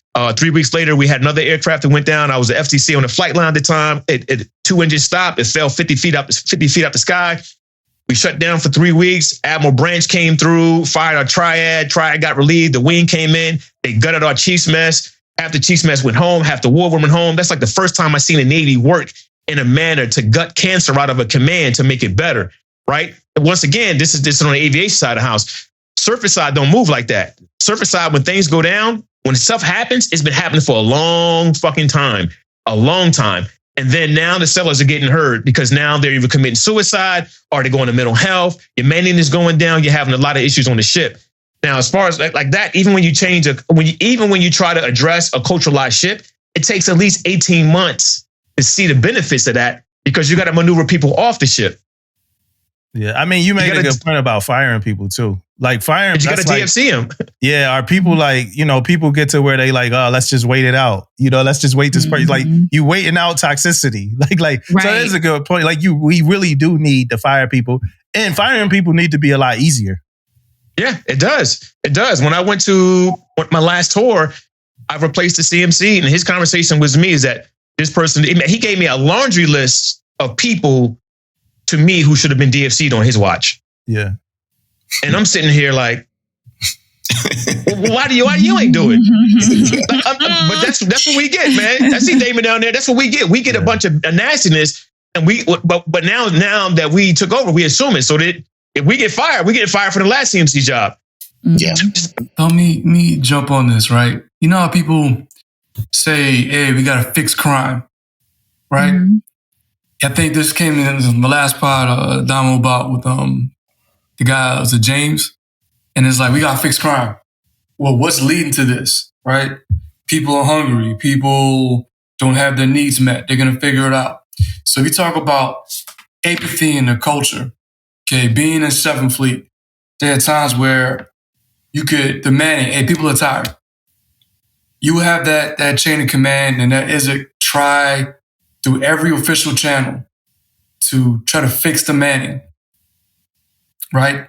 And they do that, and then they still run people to a nub. And then you say, hey, we cannot take this next mission. We should not go out to sea again. You're like, nah, you're going. And then what happens? People respond by having ideations or having attempts. Oh, you didn't do enough. Whoa, time out. I just told you that my one-of-one Aztec or this engineering person, you took them off the ship and you made them support, or my quartermaster, you made them support every other ship on the waterfront. Now they come back and they run on fumes and you expect them to perform. Oh, you didn't do enough. I told you, right? So I think sometimes like upper levels, I don't know if I can get over this, they don't care. They'll see a person as a DOD ID number, not an actual person. Mm-hmm. On our level as chiefs, we see this person. Up there, it's like, hey, I'm about to get this ship off the red line to support the mission. I think everybody up top is like a yes man, is a yes all the way up, right? But to your other point, but to your other point, which I thought was super credible, was that the last 15, 20 years, easy, we got into this mindset, and I don't know who started, but we all seen it. It was called do more with less. Yeah. Everything from ships to squadron, for every community, we did more with less, right? Manning went down. We did the ERB. We got rid of top sailors who should have stayed in. We did all these things. And so now do more or less has morphed into get real, get better. So get real, get better is identifying the red, embracing the red, right? Embracing the red means, hey, let's identify the pitfalls from the last 2 decades. That's literally what we're doing right now. And so the problem is that, to your point, sailors are burnt out because our manning is shitty, right? If you're supposed to have 20 sailors in your division and you got 15 and you're wearing them out and they're burning out, well, they're going to go to mental health, right? So when you take one off the bench, the cavalry's not coming. So now you got one in ideation. Now you got 14. Well, if you got 14, it's supposed to be doing the work of 20. You're burning them out. So it just keeps going down. I've seen it on my tours, man. They get burnt out. They don't want to come back to the ship. I had sailors when we were about to pull out. They are at the pier saying, "I'm not walking on the ship." Yeah. Straight up. Yeah. How many COs are willing to get better, right? How many COs willing to tell their ISIC no? They're not. I can't support this. They're not. Are they even empowered? Because they know what's going to happen if they do that. They're going to get fired. Right. Well, most of them, I would say, they need to. You got a brief impact. You got to be, if they brief impact truth from reporting, then it might change the mindset, right? Don't brief impact where it's false. And what I mean by that is, if you're going to brief impact to your ISIC or upper echelon, hey, here's the deal. My manning's at 89%. In this particular warfare area, I'm down 10 bodies. If I don't get a replacement, I'm going to lose people off the bench because I don't have the cavalry's not coming. You gotta brief the impact, man. You can't just say yes, we're going to get it done and then push the crew to do it. Yeah, it doesn't work. Yeah, and that shit trickles down though. It trickles down to like every level of leadership down. That shit sometimes even trickle down to a chief never verbalizing to the department head that they can't get it done. A department head not verbalizing to the XO that they can't get it done. Right. It just trickles all the way down to a seller, like, well, a junior seller, like not like verbalizing that it's something that they don't know how to do. Like, hey, I don't know how to do that. I'll say what Karis once said, if there was more money in telling the truth, more people would do it. Right? Yeah. Okay, you're talking about truth and reporting. What was this? Was it the McCain? You had the BMC that said, hey, we have no instructional manual on this new bridge equipment. And they collide. Up, fired, you're now an E6, forced retired. Hold up. I said multiple times, who was the captain you had before? Retired Captain Damon. I talked about this, right? Yeah. He talked about it. Cordell. He said, hey, I do not have what we need, but I'm going to do more with less, and I'm going to anchor up. And then what happens? Collateral damage, right? Yeah. That's why I don't like after action reports. If I look at if you show, all right, I had sailors on my ship McCampbell who were on the Fitzgerald, right? And if you have them read the after action report for the Fitzgerald, they're going to be like, oh, this is CYA. This is someone covering their ass. Yeah. The Bono Richard, people talking trash about them. Oh, he didn't do anything. Whoa, time out. I saw a 19-year-old go straight over there and do what they got to do. 100%. Right? So all after action reports, all these things that we have, they're not all weighed the same. You could tell when it's legit, and you could tell when it's someone, just let me go ahead and make sure this sounds good for, not Stars and Stripes. What's the other one? Task and Purpose. It's all the same shit. It's all the same. It's different levels of journalistic integrity. Right. So, Beige Rage me to activate it. But I just, I don't like when we get better. You say that. You sure you want that? To tell the truth, it's a court of professional debt. Right. Yeah. Frank, I've seen your career, Philip. I know you spoken truth to power, but everyone's not going to move like that. They're not. They're not. People fear professional reprisal. If you're chasing 100%. The next star, you get lost. That's because they're just trying to check a block, right? Exactly. And by checking a block, if you're able to do that, you're putting your sailors at risk, right? It's like not even checking a block. Is also like they don't want no black stripes on their career. Like they don't. So they get by. It's so crazy. Day by day, inch by inch. Hey, if something goes wrong, you fix it. There's no forceful backup when the BMC messed up. There's no forceful backup from the XO and CO. They're like, hey, well, you gone. I'm safe. I'm gonna stay safe.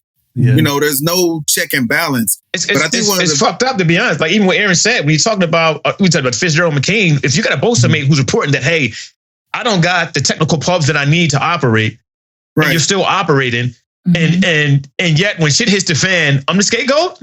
Oh hell no! It's messed up. Like he shouldn't be the scapegoat because it's not a bolster mate that I know. It's not reporting shit up top because most bolster mates work hand in hand with the CO. Especially when you're doing deck ops, right? I mean, it's crazy. It's mind blowing that when things like this happen, it goes back to what I said the first time. When things are looking good, CO, everybody's up front, they're getting the pictures. Shit goes bad, it's Chiefs. Be on the hook for everything else. Shit rolls downhill. It's crazy, man. And I sit there like, do you really want to get better in a time that we've been doing 20 years of doing more with less? Because if you want the truth, it's going to hurt. And is the Navy ready to really see it? Yeah. That's the question. Are they really ready to see it? And that's a wide aperture right now. I'm going to close it a little bit to kind of like throw this into the conversation. And as we continue, and we could go back and forth between apertures, but here's another thing, right? And I'm going to add two quick stories to kind of also verbalize what I was getting out of this. I had a chief who got very frustrated because one of the sellers emailed me and a Divo and a Ching or something like that, and they didn't have any email etiquette at all, right? The seller was a second class. And the chief was like, hey, this seller does not know how to fucking write an email. I'm pissed. I'm embarrassed. But boom. I'm like brand new to the ship. And I asked the chief, I said, well, did you teach the seller how to write an email? The chief said, no, I didn't. And the chief was just made chief, right? So it wasn't first class, was just made Gotcha. chief. I said, do you know who taught the seller how to write an email? And the chief said, no, I don't. So it's like, well, do you know if the seller was ever taught how to write a professional email? 100%. No, I don't. Right. So that's the first story. The second story is one of my sellers recently, right? And I told this story to him. We were on our way somewhere and we were talking, and he had like a container of food in his hand, right? He had a container of food and he was walking with the container of food. It seemed like he was going to go sit down and eat the food when he sat down. He proceeded to start eating the food like while we were walking, like, and it was like nuggets with sauce, like, and like I was like, yo, man, and I'm me, right? So I was like my normal. I'm like, yo, what you doing? Like, I'm like, yo, you can't do that shit. And you walk, homie. And he was still eating and walking, and he was like, hey, and I'm like, yo, what the fuck you doing? And he was like, he's like, I don't know what you're talking about, Master Chief. So like, I realized in that moment, like, he does not even know that you can't be eating and walking like that in uniform. Right. So now it's a teachable moment and it's a training thing. Right. And I pull, so both of those two stories, right? Take it how y'all take it. But I also pulled that from, because it said none of us care about anything, literally nothing. Watch standing, dress uniforms, military, customs, the coolness 100%. Of the Navy. Like that shit. And I've seen that. Bro, I get conniptions, man. I'm gonna tell you what I tell my CEOs all the time, and you guys can do this too. The next time you hop in your car, I want you to go over to the next. I want you to park in your CMC spot. And I want you to sit there. You will bust a blood. Your head will swell up. There's so many infractions of sellers just walking to and from the front door of the Navy Exchange, and it lets me know exactly what you just said. No one cares. No one says something. No one's fucking training. I got sellers who do-rag video, didn't you? Yep. No, I go to Next at least once a week. I shit you not, right? And I go in the parking CMC spot. I see sellers get out the blouse, out of uniform, walking out of their car, still walking the blouse into the Next while they putting the uniform on. No cover. They coming off a ship with coveralls. They got tattered coveralls on. They got hard hats on. I got officers and chiefs who walk right by them that don't say anything. I got chiefs looking like Rick Ross right now, you know what I'm saying, with beards all the way out here. It's like it's out of pocket, man. It's like no one is saying anything. And the funny thing is, I'll be the one that says something. I'll get it. But I'm one of so many that's between them and me that my saying is zero. That's what irks me about it. I'm the only one, and I'm a CMC. I get it. It has nothing to do about being a CMC. I'm a sailor, man, and I'm trying to correct another sailor. And guess what? He and she is going to go back to their command who are not correcting them. I got females with tricolor hairs, got the dragon nails. I mean, it is out of pocket, man. I'm just being 100%. Eyelashes, our hair can wink at you and make a fan win at the same time. I'm saying it is crazy, but no one is correcting them. Yeah, now take what you just said, right? Take what you just said about absolutely. Let's go with it. Your opinion being zero. And times that but you still say shit. Times that still say it. Times that by 10 people that think the same thing and don't say shit. Yep. No, that's a fact. That's a fact. Well, that's a fact. Go to next time. Just sit there and watch. What's the... All right, so speaking for myself, right? I will tell the first class mess, I'll tell the chiefs we meet together, hey, if I see this, I'm looking at, when I say us, it's us, we have to take care of this. You're empowered to draw contact, right? Yeah. This conversation probably happened the same way 10 years ago or 20 years ago when some of us old people first came in, right? I think it's amplified more because of social media, because of everyone's got the phone to kind of... Everybody's got an opinion. It's captured. But I promise you, when I was leaving the shipyard in 2005 in Portsmouth, someone was doing some dumb stuff at 7-Eleven. I think just now you see it more. Yeah. I think you have to empower someone to say, hey, this is part of your job, to go out there and correct it, good order and discipline. It shouldn't come to, a tenured senior chief or the CMC to do it. It shouldn't. It shouldn't, but I think it happens. people don't talk as much. Sorry, I've even seen where if someone says something, people will say like, "Oh, you don't have anything better to do," you know? Yeah, right. No, they don't want to give me that, man. It's game on when they do that to me. That ain't gonna happen. You're correcting someone when they're wrong, especially on social media. Someone will correct someone when they're doing something wrong, or you know they're looking like trash in their uniform on camera for the world to see. You know, out of eggs. I don't care if you in your house. First of all, I don't care if you in your house. You got a video camera. You're showcasing yourself to the world. Your uniform need to be together. Yeah. You need to look like something. You're representing us all. If you're gonna take the video outside of your house, then you need to be representing. And I don't care. I stand on it. I said what I said. Mm-hmm. But like people will be in the comment section and they may say something like that. Yeah. Or like, just let them dance. Your hair is out of red. Yeah. It'd be other leaders. Just let them dance. People will jump, jump on them. And yeah, sometimes it's other leaders. Sometimes it's like a mafia of junior sailors that's jumping on this person. But we lost ourselves, man. And I think I'm getting out at the right time. I hate to say it. You know, I've been in so long that I no longer identify with current Navy, if that makes any sense. I'm just being honest with you. I came in a time where we had discipline. You could put your hands on sailors. Like you could do certain things to correct sailors, right? Hey, I came in 95, man. But what I'm saying is you got to change with times. You got to change with times. But the one thing that stands true is what I'm trying to get at is that we're a bureaucracy, period. Doesn't matter what time changes, whether it's from the 80s to the 90s, 2000 to now. The military is a bureaucracy. You do what I tell you to do. You follow orders. And the problem is that we're not enforcing orders. Yeah. Hey, Aaron, hold on before you even ask that. Frank, I just want to clarify one thing. You don't think that putting hands on sellers is a good thing, right?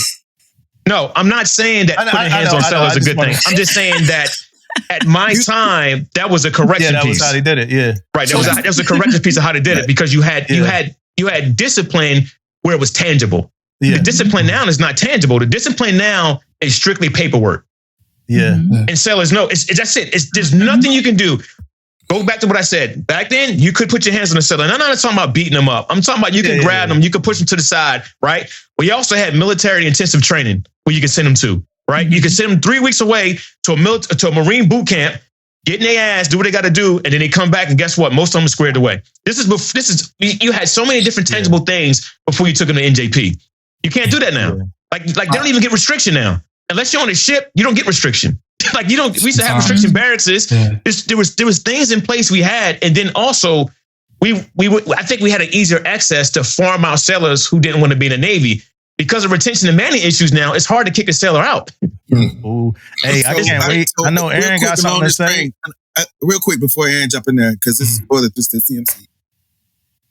Somewhere along the lines of what Frank is saying, within the last 5-10 years, right? Somewhere CMCs were taught to stop yelling at sailors during DRB. Yep. Gentler combination. The whole dynamic change, right? Because now you going in as the new chief that's coming in. Dang, I can't wait for my first DRB. And you sitting back and CMC says, you yell, you leave. Hey, Kobe, take 5, bro. Like for real. Like, so tell me why that change happened and why everything is more of a conversation now instead of what it used to be in the past. Mm-hmm. All right. The DRB part. I'm taking 5. I'm taking 5, yeah. All right. I'm not a gray beard in the mess. I was accepted in 2017, so I got some time, but I don't have a decade in the mess yet. All right. So I'm not that far removed. At least I don't think so. Right. From learning the ropes. I was still taught that you have impact at DRB. The default setting is not, It was, hey, we're going to fact find, ask the questions. They already know. We kind of pregame. You got the package. You already know. Right. Hey, man, this probably is for us. We're going to EMI him to death. Right. We might set it. Hey, Tish, I need you spun up. You about to be poking. Oh, all right, I got it. And then we go. I don't even know what that means. What that means is, hey, we need an instigator. You're going to be one hitting buttons. Oh, got it. Okay. You know what I'm saying? Byron, hit them like that. Yeah. Okay. Right. All right. So talking about the change in the mentality in years, right? Right. Every generation always talks about the previous one. Mm-hmm. And I'm listening to us, and it's valid points. And I'm thinking like sports, right? I can't watch the NBA and the NFL with the same passion I had before. I miss 90s, mid-2000s NBA. Yeah. I miss more physical NFL. What am I talking about?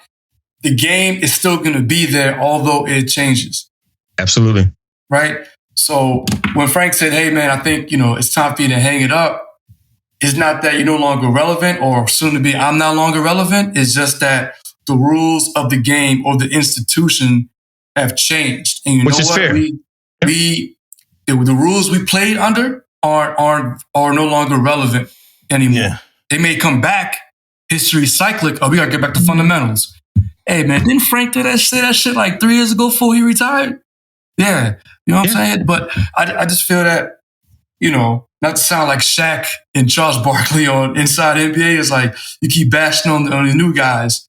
I think the same conversation happened before. I think we guys got to meet with the times, keep the traditions that are relevant. Absolutely. And bring them back. But yeah, DRB, nah, you come in stupid. You getting the earful. Yeah, well, hey. But some people are gun shy, Kobe, at DRB. Like, oh, how did you feel? Like, hold on, man. This ain't no holding hands. Right. Yeah, you wasting my time. If I got to get the whole Chiefs mess together just to, nah, man. We got to put the whole. Because that Taylor going to leave out and they going to go tell the ship how it went at DRB. Mm-hmm. So, Because nobody's scared of DRB anymore. That's going to tear down the bro, these sellers ain't scared at all, man. These sellers, let me tell you, bro, I got so many stories, man. I give you the one that I know. This is why I know I got to get out because I've been wanting to. No, I ain't gonna say that. I gotta be careful. When junior sailors, no, but this is a fact. This is fact because I could never see this day coming. When junior sailors are hitting on chiefs and officers in broad daylight with no respect to ranks, with no professionalism at all, I know that we got some changes we got to do. I saw a dude restriction badge shoot shot at chief. I got a quick question. I'm sorry, Aaron. When you say hitting on, you talk about like catcalling, or you mean like physically, like both? Fighting? I'm talking about catcalling. No, not hitting on. It's physical. I mean, as far as like you trying to hook up with. Yeah. Okay, so right, catcalling. Catcalling. Junior sellers, they'll go to the next, go get a rose. They'll bring it over to a senior chief or a chief. Like they're not scared, man. Yeah. They don't see any of that, man. It is so crazy, man. The Navy operates look as different now. We look more like a corporation to me. Yeah, but honestly, I guess in my aspect, that the older I got, what I realized is that how do I want my daughter to be treated in today's Navy? Mm-hmm. That's how I look at it. Would you want your daughter in today's Navy? Absolutely not. Well, absolutely not. I'm just being honest. I'm keeping it 100. Why not? Yeah. So you would rather hold on real quick. You would rather her be in the civilian sector where you know that there's some things that you can manage, than rather be in the Navy, which is also a Fortune 500 company, by the way, that you can't. I mean, I can't go off that perspective because my last year has only been in the military. My last 30 years have been in the military. So I can't go off what happens in civilian world. But what I can tell you is what I face day to day in the military. Because guess what? The thing that I'm at privilege to see every day at the executive level is every sexual assault report that comes past my desk. It is nasty. It is crazy. Females, for the most part, just want to go to work, put their uniform on, and call it a day. Right. Not get some of the nasty grams that they get. Not get debunked because of the leadership, the rank piece of it. Not come in and get pushed up on in quarters and stuff like that. I mean, I can't tell. I mean, this is a whole different topic. I don't want to get too deep into it because I'm not going to have enough time to really get into it. But to me, as a dad, not as a Master Chief, as a dad, I don't want my daughter joining today's Navy. We got to get some things straight before my daughter comes in here. Even though she wouldn't want to join anyway. She's 28 years old. She don't want to come in. All right, so let me drop this in here now. Like, the Chiefs mess. Is the Chiefs mess still the get it done crew? I think that's a part of the conversation too. Is the Chiefs mess still upholding Navy heritage? The Chief. So another quick story. Some admiral on an email, he's like, "Hey, I'm sure like we could get some of this stuff done on our own with these barracks and these with these barracks. Like we could, I'm sure I could just hit up the CMC. Hey, CMC, go grab some paint. Y'all get out there and get the thing painted." And when I read that, I said, "Damn, that sounds real good from this admiral, but like you got to get Chiefs together." Is that happening the way? Is that happening the way it should be happening? I think the Chiefs mess, we still get things done. When you're looking at those things, I think we get it done. Now, as far as being the actual SME, I think that's a whole different conversation. I don't think, because we do so much contracts hiring these days, I don't think a lot of chiefs actually own their warfare area, because we do contract a lot of work and troubleshooting these days. Vice as what we did back in the day. And it's not a generational thing. It's just what it became. And the perfect example is that, when you look at the pier now, remember the pier was the pier. Ships pulled up, people got off, people got on. Well, the pier now is a maintenance activity. Mm-hmm. It's different, man. You know what I mean? But then, when I'm dealing with chiefs, some chiefs, depending on where you guys at least my experience, they don't know they rate. They know everything else but that. Mm-hmm. I've dealt with some chiefs that like, hey, and when I say chiefs, I'm talking about us, right? I'm not like sectioning it or nothing. I deal with some dudes that don't know shit. Just keeping it on. Yeah, none of it. They don't know who to report. That don't can't write evals. This report go to the CMO. That this report go to can't write evals. That don't know that this report go to this person. That don't know this that. And I ain't saying all right, because I don't want this to be, because we got to get to like a solution and a resolution, right? I don't want this to sound like a bitching session or whatever, right? But like, for everybody else, what's y'all thoughts? Like, is the mess still hey, all I need to do is make a phone call and it's done type shit? I think we still got that. I still think we got that. Yeah, it's the rest. Yeah, I think we still have it. I think what I've seen is that within the mess, it's those same people that's getting it done. It's like you got a small amount of people that's holding the whole mess together. So as a collective, no, but you got those people who holding it down for the mess. And so it makes it look like, we still getting it done. Like I can tell you never mind. At A Command, it was like you just had, like there was like over 100 chiefs, but you go to the chiefs meeting and you see the same 30 20%, 20% show up. Right. Doing everything. And you kind of become like, anytime the CMC needs something done, he's coming to one of the 30. The season start, and then you see same people. all these people at the beginning. You see a whole bunch of people. And day one, first day and last day. Right. And then intro and final night. But look at that committee list though. You got people tripled and quadrupled up in committees. Like you in 4 committees. We got a chief mess of 200 people. Yeah. Why are you in 4 committees? All the first year's running season. Right. Yeah. But the crazy thing is, we're all currently in different domains and we see the same thing. Mm-hmm. Yeah. All right. Mm-hmm. This is fleet wide. I talked to other CMCs. It ain't just one command that's going through these things. It's the fleet. And that's the fleet, apathy. Man. So that's the apathy. So who's holding who accountable? Right. And what's our role in that? And I don't mean as CMCs, right? What's our role in that as chiefs? Mm-hmm. Well, good. I talked to Kevin Goodrich before he retired, right? When he was forced over at Surfland. And one thing I brought up to him, it is not necessarily a Chiefs mess, but it's at the CMC pendulum, right? That there is not enough mentoring at the CMC level to forcefully get ahead of a lot of the issues that we have. Because if you did, you would have forceful backup at the ISIC and upper echelons to get things done. And these are things that MCPON would be very, very aware of and handling on a day-to-day. And we don't. And you just don't get it. Chiefs in general, we don't get a lot of leadership training. We got mentorship and we got leadership. It's 2 different things. Mm-hmm. Mentorship is the deck plate stuff we do since we was E1s. We get calls, we put people in right uniform, right attitude, right place, we got it. Leadership is always looking at the bigger picture. How do we force multiply with that? How do we move our unit forward? that's the leadership piece of it. We confused the two. And where I'm getting at is that we don't get enough training. You know what training you get? You go to SEA when you make senior chief, or you get an EP as a chief.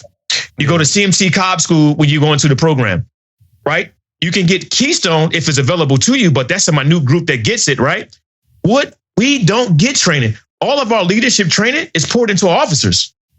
Yeah. They get continuing training every year. Every time they step off another tour, they get tours of training. We don't get anything. And so we're left to consume and to maneuver as we think we should. And that's it. And that's why so many CMCs do things so differently. And we got to come to things like this to figure out, okay, let's do a think tank on what's working and what's not working. And then we get ahead of the process. But there's nothing in black and white that tells us how to get together and move the entire fleet forward at our level. There's nothing out there that does that. I'm about to get in trouble. Don't get in trouble. I'm about to get in trouble. Eric, send me a text, give me a call. Don't do it.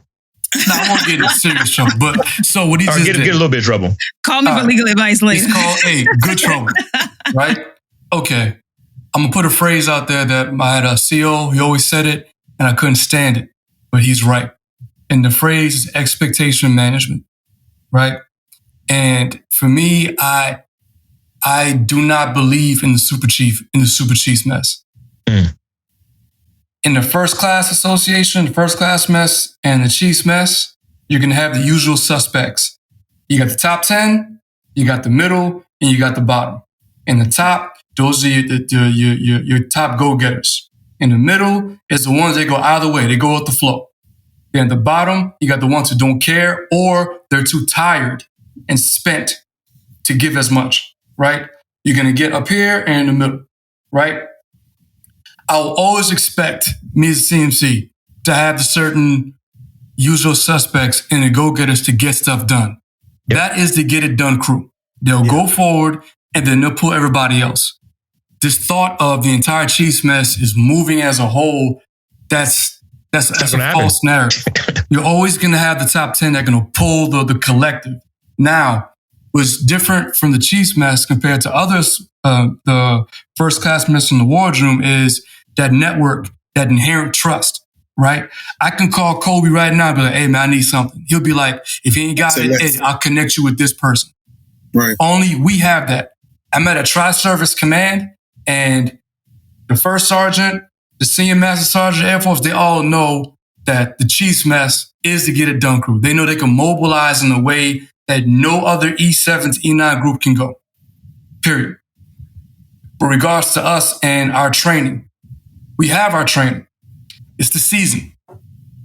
Everyone thinks that, this is my thing, everyone thinks the season's about the new Chiefs, right? It's not. No, we know this. We know the season's about everybody. It's a refresher course for everybody. But we don't do that, right? It's supposed to be exactly a refresher course. You're supposed to reset the mess, right? Because as the year goes, we kind of drift apart. But if you get together during season and we lock in tight enough, you keep that tether a lot closer until the next time to reset it, right? A lot of seasons like, yo, I'm going to come for meet the mess and go crazy and I'm going to get this. Nobody wants to see that. If a Chiefs season is actually about resetting the mess, requalifying the new Chiefs, the current Chiefs, and getting the Chiefs up to speed, that's how you reset it. That's your training. Yeah, you got the CPO, LDC. That's a great course. And that's money, right? But the core thing we have, it is the season if it's done right. You know, I think the season is great. I still think it's like I said, I've been sitting in the hat for a little bit. There's a difference between mentoring, what we normally do in the Chiefs mess, and leadership, what we do at executive level. It's two different optics, man. I don't care how anybody fillet is. It is. I think we start the leadership training too late in the game. Like, I feel like when you look at other services, they don't start at the E7 level. There's E5 Marine Corps who will run circles around Chiefs. If you ever deal with a master sergeant for the Air Force, graduation's a big deal. That's a big deal in the Army. Yeah. Mm-hmm. Well, we started ELD now, though, so we do have leadership training at junior level. I just want to say that. Oh, no, we do. We're starting to, but for those who have been in the mess for a minute, did not have that starting. Did not have that starting. You had CMT. You had Chiefs mess training. We all took the same scenarios. We pulled off the blackboard and we talked about it. And hoorah, but I'm talking about actual leadership training, like actual leadership training that you're going to come from your command. You're going to sit at for a week or two. You're going to get trained. You're going to get some training. You're going to go back to your command and use that. We don't have that in our paradigm of chiefing. Yeah, we can connect. We do good. We got mentorship on lock. We can roll with that. But always capturing the bigger picture for readiness, operational wise, we don't have that. And this goes back to Damon's point, where some chiefs, they just don't know. They don't know how to do anything. Well, you as an ISIC CMC, right? Going back to you said about like CMCs getting training, right? Yep.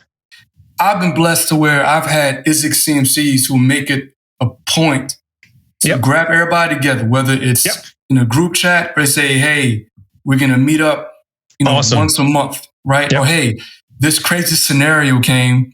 This is how we tackled it. This is the resource that happened, right? I've seen it. Damon's seen it. You have those ISIC CMCs who will avail themselves. That's not the standard all the way around. It's not. It's not like some of our folks on the West Coast or whatever. I know J Bell got the whole academy going and all that. That's money. That's awesome. That should be a thing as force. I mean, you look at our job, man. There's 700 CMC billets. There's a collective of 700 CMC billets across the fleet. There's 100 of them that's vacant, and 600 of them is where we swim at. That's below force in them, below region. That's what we sit at. Some of them are vacant, but out of that 600, when is their training identified specifically for us, to us, that we can take that training and then push it back to our mess? It's not. You got to get people like J Bell or people like ISICs to come out and do our own training based off of what we think should be trained on, but it's nothing collective. When you look at the Air Force, you look at the Marine Corps, you look at the Army, these guys have leadership training pipelined out. And the funny thing is, some of their training, if not half the training, is done by civilian leadership, CEOs and stuff like that, like leadership training, like it's real good stuff. And we just not privileged to get it. To my point, put yourself back on the ship. Which CEO is letting a chief go off the ship for 3 weeks at a time? You can't afford to. You can't afford to. It's just so hard to get. Yeah. So I want to tie the two things together because we're talking about apathy on ships, right? And then we talk about the Chiefs mess. And in our conversation about the Chiefs mess, what we did was what I think happens a lot when Chief mess conversations happen. We talked about the Chiefs mess, right? But what about our relationship with the young sellers and our relationships with the divos? Like, so our relationships like up and down the chain of command. Like, are we doing what we're supposed to do on a level with our sellers? Like, why are we having these uniform infractions? Why don't people know how to answer the phone correctly? Why don't people know how to write emails correctly? What's up, Damon? I know what my time on ship, man. I spoke to my junior sellers more than I spoke to my chiefs. I was out and about. I wasn't the CMC that didn't want to talk to the junior sellers. And then I'm not the CMC either, where I get a bagged up, piece of nastygram email from a junior seller and I just start sparking back at them. I don't do that. I normally tell the seller to come to my office and I tell them how to, hey, here's a template you want to use from here on out, because they just don't know. And the funny thing is, and I don't want it to anchor down the chiefs, the people in between that young seller and the chiefs, they don't know how to do the emails either. Yeah. Hey, Frank, so have you ever seen a seller walk out of quarters fucked up? Absolutely. Okay. That's why I'm going. I already know the routine. Yeah, that's where I'm going. I was raising my hand. I already know where I'm going. So I was raising my hand because of that, right? So first off, I'm on the front line right now, guys. Like, you got the Gucci setting in the background, man. You know what I mean? Hey, I'm on a carrier, bro. It's crazy out here on this carrier, man. Like when you say don't care and all that type of stuff, it's on a whole nother level. It's on a whole nother level, man. I can't go 10 feet without correcting nobody. We have it from 8 to 10 DRBs every week. Like every week. It's 10 captain masks every week, right? So the effort is there. But back what Damo just said, man, that's where it starts at. It starts at quarters, man. That's what we trying to feed to the chief mess to get on the deck plates at quarters. All these infractions that we see with uniform, we see with beards, we see with hair, we see with nails, we see all this stuff. If we did what we had to do at quarters, we'll eliminate a lot of that stuff, man. A lot of it. But back to what Frank said, shit, we got chiefs doing the same damn thing too. Right. We got to pull them to the side and get some instruction. It's crazy out here. Yeah, it's crazy, The don't care attitude, man. Look, so I sit in weekly. We have a chiefs leadership discussion, first class leadership discussion. E5 leadership discussion, then we do E4 and below leadership discussion on the ship. I sit in on them every week, man. And let me tell you, these discussions have me up at night. Right? Yeah. We got E4s they words, quote, crashing out on first class and chiefs, man. In P-Waves, they don't, it's like no give up. Don't care, man. Like, they handle it, and like you said, we go back. The only thing we really can handle right now is put it on paper. That's like it. That's what you can do. You can have a conversation, you put it on paper, and that's like it, right? The captain, man, like I'm talking about, like every week, it's rough out here, man. I'm telling you, it is rough. I know. Here, man. Like the E4 and below, everybody talking to like senior leadership. Like no shit, that shit is happening, man. It's happening. The cat calls, all this stuff. Now, with that being said, what I'm trying to deliver a lot more out here is the peer leadership. Like, cause you do have some out here that's doing the right thing, right? We have some out here that's doing the right thing, but it's all about how you look in front of people, right? How you look with your friends. So everybody don't want to do the right thing. They trying to hold back. They don't want to say nothing because they may be called Joe Navy. They may be this. They may be that. So that's kind of where I'm trying to lean at a little bit with the peer leadership. But at the same time, man, all this uniform infraction, all this stuff, man, that's on the chief mess. Damon, go ahead. Hey, just real quick, because you said something I think we all want to put out there. We have some great sellers in the Navy, man. We got sellers that they get after it, they understand it, man. Obviously, 90% of our time is dealing with 10% of the people. That's kind of what we anchor down on. That's our day-to-day. But we have very great sellers who are capable in our absence to lead our commands. So I don't want that to get missed in this podcast at all. I don't want to think that we're bashing or whatever it may be. But hey, you guys out there that's kicking ass and taking names, continue to do what you do. And by all means, help us, give us some feedback, help us to try to make things better at our levels. But at the end of the day, man, it's still 90% of the time dealing with 10% of people. That hasn't changed, I think, since the interest in the Navy, man, to be honest with you. Mm-hmm. I'm sorry, Damon, to cut you off, but I wanted to. You good. Hey, and I'm trying to tell them, and another thing is, man, like I try to get to the first class. The first class, I'm getting the why question. Why we should correct sailors, right? When we gonna get cursed out and we gonna get cursed out. We gonna get put hands on, man. We got sailors pushing sailors and pushing them into stuff. And this is the questions I get. And I tell them all the time, you got to control what you can control, right? Yeah. Do your part. If you see an infraction, you correct that infraction on the site, right? That's all you can do is try to control that. You can't control the whole ship, one person, right? But if you see something, say something. So it's wild out here, man. Yeah. I guarantee you, if that person gets called out, even if they go right back to being wrong and they go 10 feet and somebody else is called, eventually they will get tired of getting called out and they just gonna fix their shit. But that's probably not what's really happening. Some sellers, man, some of them just ain't got no home training, man. It's just different. It goes back to what Aaron said about the generational thing, and I'm not here to split generations because they said the same thing about us when we was young. I remember I used to go to DRB and my master chief said, AT3, you're gonna be the death of me. Like he would light me up just because I was in DRB all the time. You know what I mean? But every generation brings their own set of rules and problems, and today's generation of settlers, we just got to figure out how to tackle it. I think that we can never get to the happy medium. I think in generations past or before, you were muted. You couldn't even voice anything. And then we got to a point where we need to hear people. But now it's everybody got a voice. Free for all, right? Mm-hmm. So I'll give my example. Right, we have this Sail 360 WhatsApp, and pretty much Gucci below. What was that? I said y'all Gucci. I got an app. Yeah. I hopped on it, right? So and just seeing all the information. Right now, I have some of my sailors at my command who have texted me directly. Right now, should I be like, hey, stiff arm? Nah, you don't talk to me all the way. Do you talk to your first class, chief, the LCPO, right? I try to meet in the middle. It's like, hey, I'll take the question. They're like, hey, make sure you afford the chance to your leadership, right? but I know they shouldn't hit me up like that out the gate, right? You got to find a balance. I think right now we're in a place where it's too easy. Everyone's got an opinion. I'm going to say how I feel, right? The Y generation. I got a question, Aaron. Good. You ever asked them why they hit you up directly? Yeah. What do the answers be? Some is the mom and pop, I could tell. What she said, she said, I voiced this and I feel that it's been stonewalled. So I'm like, hey, all right, understood. Hey, did you voice this at your CDB? Oh, nah, I didn't. Okay, hey, make sure you get your CDB and do that, right? Other people say, hey, I voiced it and I think that I'm just not being heard.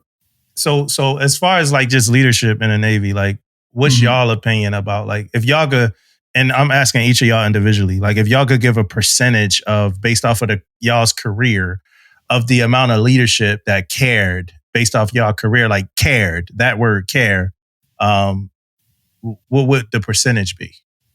I would tell you, I have been blessed from the very first duty station all the way to the last, where, you know, it was a little bit in between. I would say I've had way more leadership that cared, that poured into me, that I kind of learned, all right, this is the type of leader I want to be, than the bad, honestly. So what's your percentage?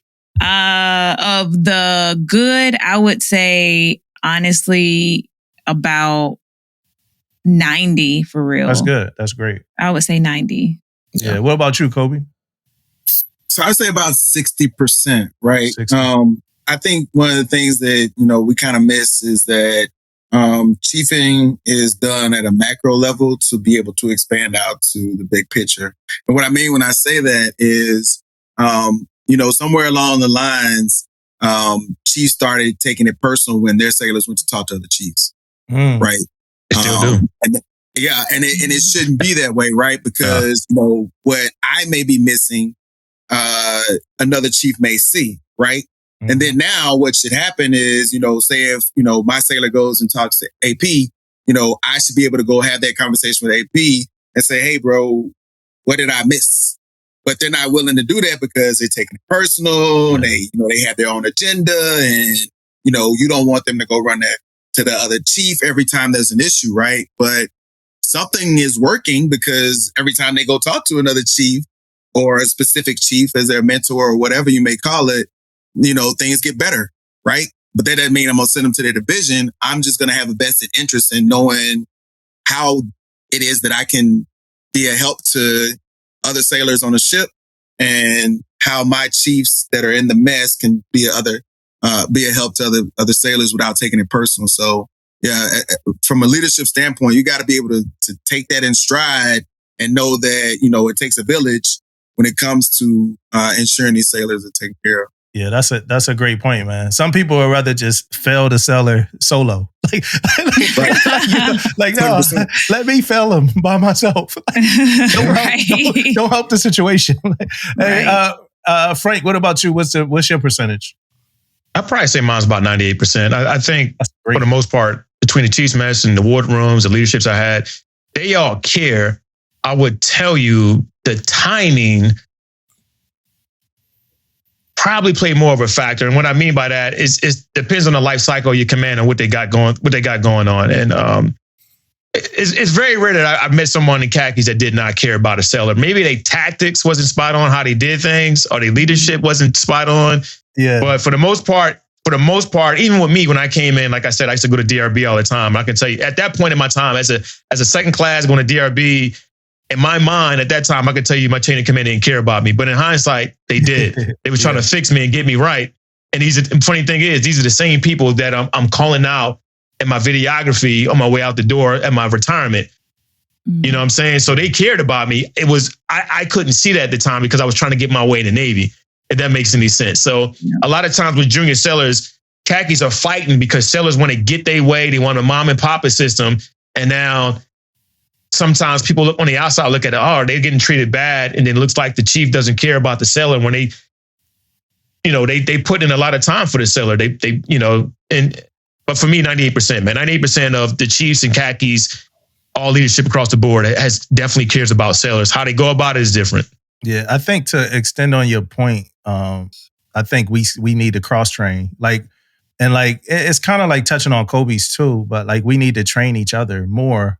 Because like you just said, and like Kobe just said, but what you just said was some people do care, you know, and some people don't know how to do it, you know, the greatest way, you know. So you might need that person to go touch up, like, hey man, like you might want to add this to your toolbox, or you might want to add that to your toolbox without the person getting offended, you know, by that. Right.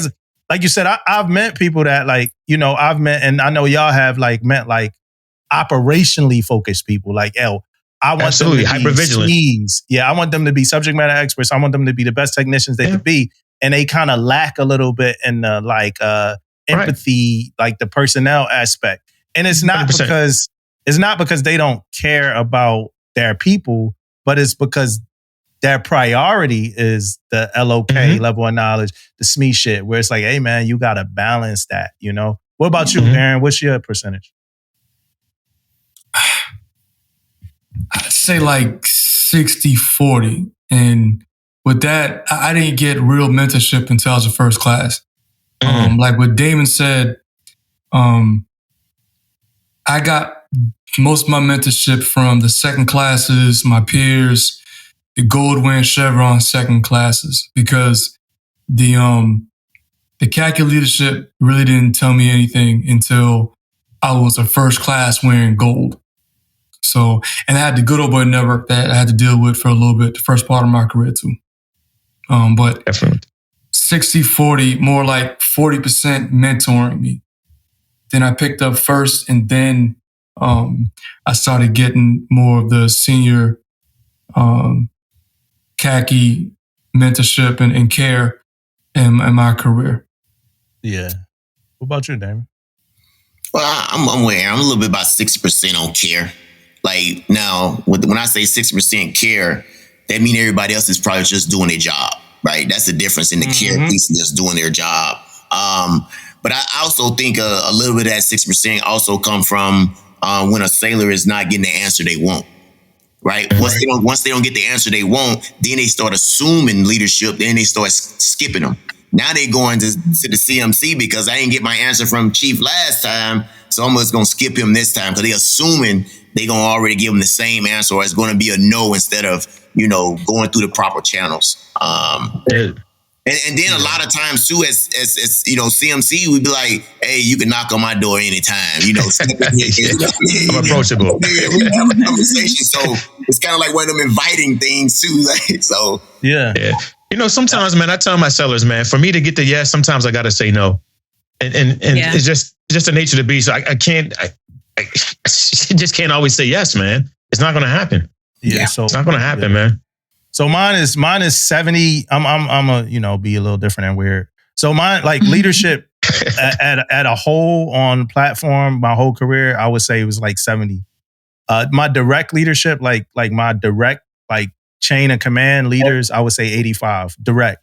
But just as a whole period, like all leadership 70. The other thing I'm gonna say is though, like I sought out the ones that care. Like so, my experience is more kind of confined to the ones who care because I didn't cling to people that or even try to associate with people that I felt like was just dialing it in.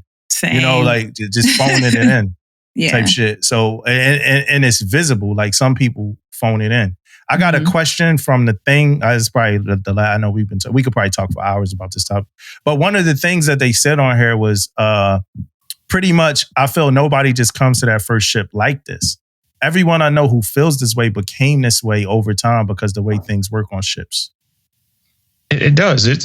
Ships will wear you out these days. It's the mindset on ships is a lot different than it was decades ago. And like I said, it goes back to doing more with less, man. We don't have enough bodies in the Navy to rotate off in every ship. Every ship, every CMC is fighting for manning, man. I don't care what ship you're on. Every CMC is fighting for manning. And the thing is that when you look at the fits and fills, we got more fills than we got fits, man, and it's not good. We need people who actually know their job instead of just having a body. And that's part of the other problem, right? Goes back to the SME. Like, who are the real SMEs in the Navy right now? Who really knows their rate? Because we contract so much work out as well. Like, we've got comfortable, and we got to come out the zone. We got to get back to being the technical experts. We got to get back to having real troubleshooters on deck. We got to do less of cutting contractors in, because half the contractors are what? They retired. Yeah, like it was an E5. Yeah. E6. Yeah, it was the E5. They got out. Now they come back and we call them back to do the work and stuff like that. I just think the whole fit to fill, I get why we do it, is all about numbers. But at the end of the day, do you have the talent on your ship to succeed in all your warfare areas? And it's not a good look, man. Yeah, the first thing I learned how to do in the Navy was the gun deck. My very first watch I was on. My very first watch I was on as a UI, the dude I was walking with took me to the unpack, the low pressure air compressor. And he just filled out the logs, yo. He just filled the log out in front of me. And I'm like, yo, like, what you doing? He was like, hey, when I'm done, I'm gun decking. So I went to my division. That's really what he said, David. Like, he's like, yo, I'm gun decking. That's how he was trained, man. He's only doing what he was trained. Yeah, so I went to my division the next day, and I was like, hey, I don't want to stay watching this dude. I don't think I'm alert. You know what I mean? Mm-hmm. And I ain't do nothing else. I ain't say, hey, he was gonna. I just said, I don't think I'm alert. And they most likely they knew what I meant, and they took me out. They took me out the section with the dude. And I got, and that's what, I think that's what that seller good on you, saying. Man. Yeah, I think that's what that seller's saying. Like, yo, like, we didn't, you come out of boot camp, you get that ball cap. You riled up, man. Yeah, you ready to go. And then even at yes, petty officer, no petty officer. You ready? Yeah. Hype. Right. And then y'all remember them days? Yes, petty officer, no petty officer. Everybody was like that. We was twisted, boy. Yeah, and then Bring even to when the you watch. go to, and then even when you go to A school, you more ready to go to the fleet. You still riled up. Like, you trying to go to the fleet. Yeah, you got some learn. You got some skills. What's up? Let's get it. So then you go to the fleet. Then you go to the fleet, and you like, you ready to stand at attention. That quarters, and like somebody like somebody like, yo, won't do that. It's a multiverse, man. Hey, Damon, your son in the Navy too, right? Yeah. Yeah, the fellas, and I know Tisha. I know for a fact, I don't know because he was at the ceremony, but my son's in the Navy too. And the first thing he told me after a passing review when we went out to eat, he was like, yo, Senior Chief is pretty big deal, huh?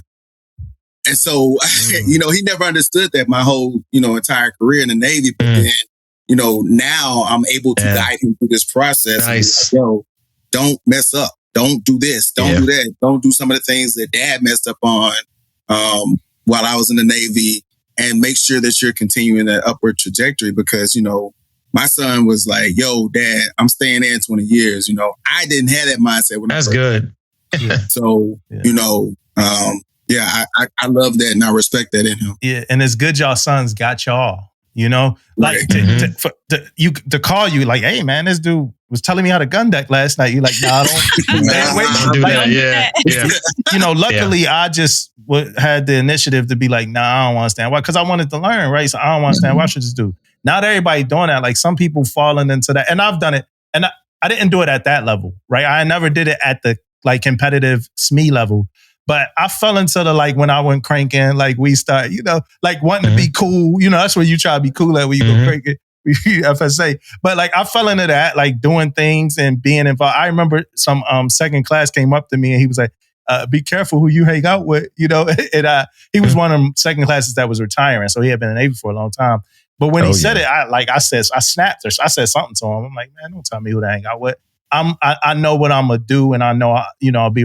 But people fall into that shit, and like Aaron was just saying, like people be like, "Yo, I don't want to be Joe Navy. I don't want to," and I think that corrupts. They think it's cool.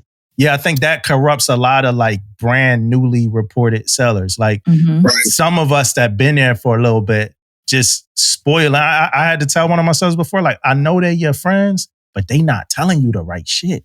Yeah, like don't lose your pride, man. So I don't know if anybody, So that was that seller's point. Like people don't come in like this. Yeah, but they also don't treat work like work. They treat work like a 9 to 5, man. It's like a 9 to 5 to them, man. It's get their check on the 1st and the 15th and they out, man. It's like, ownership and pride is lackluster these days, man. When you was at a command, that was your command. You was ready to wear that ball cap. He's ready to put that stamp on. Let's go. Let's get it. That's why ships back in the day, ships were always fighting other ships. Like literally, you go to NWR Captain's Cup. Remember Captain's Cup? Mm-hmm. You playing ball, a ship's ready to fight. But the funny thing is, the ship had the ships back. Like it wasn't. You couldn't play around with it. Nowadays, man, you go in the Merles. You're like, let's go, man. That's it. You got 10 ships playing on the same team. Like you didn't have that back in the day. You might not even have a Captain's Cup due to lack of interest. Now I got that's crazy. I got a question for you, Frank, because somebody brought this up, and I'm interested in your thoughts. Mm-hmm. It was an old Fleet Master Chief. He said this. He said the Chiefs mess. A lot of us put more pride in the Chiefs mess than we put into our command. I don't agree with that. I don't agree with that. I don't agree with that. And the reason why I say that is, as a chief and as a CMC, our direct buy-in absolutely is with the Chiefs mess because we're the middle management, right? If I had it my way, I would bring JOs into the same meeting just because they all do the same work, right? But to me, once again, I've done more talking on the deck plates with my junior sailors and training them and teaching them as far as leadership, not mentorship, because the Chiefs did that than I could ever do. You know what I mean? And I wish that a lot of other people did that, because at the end of the day, you can't sit behind a desk all day. But then bandwidth wise, as a CMC, I don't have the bandwidth every day to do that. It's just I don't have the energy. It's too much going on. And you guys know it too. As a CMC, you get in more meetings than you could ever think of. It's going to pull you in like half the day, and you might have an hour to do work to yourself. So let me ask you a quick question. What do like commands that have a PT program, right? What do the junior sellers' biggest complaint be? Chief's not there. She's not there. Is that what you said? It probably is. I don't know. I don't even get on PT, man, because I don't even like what I see, man. They biggest complaint be that the Chiefs ain't there. Mm-hmm. So let me ask you this then, and this is just for everybody, right? Because it goes back to what I said before, right? When things go wrong at a command, everybody's always quick to point out the Chiefs mess. My thing is, and I get it, Chiefs should be there, and I'm not saying it's okay not to be there. But if they're not there, and because I never had that issue as a first class, if my chief wasn't there, I was happy he wasn't there, because guess what? I get the lead. Yes. I had a different mindset. I didn't want none of the Chiefs there. I didn't need my chief there. You know what? Chief's not here. Guess what? Hey, you, we got it. We're going to run it. And we'll go run PT. We go do anything when the Chiefs wasn't there. Yeah. But in today's society, if the Chief's not there, then I don't have to be there because the Chief's not there. Or why Chief's not here? I think the paradigm shifts on what we consider good leadership to be. Yeah. So I have my own personal response to that. I personally don't think nobody will ever question where I'm at. Like, and I know that I should say where I am, but nobody is ever going to question what I'm doing or where I am, because they know I'm doing some good shit. So they ain't never looking for me, in my opinion, right? That's personal. That might sound like that's just my own thing. I don't think nobody ever looking for me because they know I'm holding it down. You know, so that's my response to that.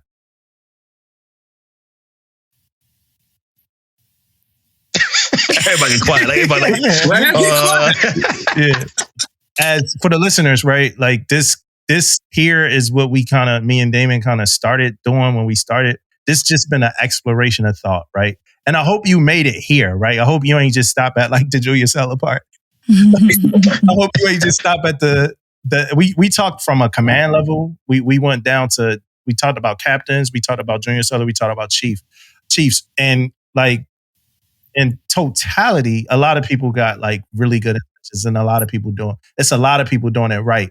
But that Reddit post that we did read, it's relevant. It's not irrelevant, right? And it's something that need to get talked about. And I think it should be talked about at like every command. Right. Mm-hmm. I think more people just need to go on Reddit and see what people are saying, because it ain't even just that post. It's the comments. It's like 85 comments under there. That's even more. I'm actually going to take that post and I'm actually going to I'm going to use that as training, man. I think that was a good post, man.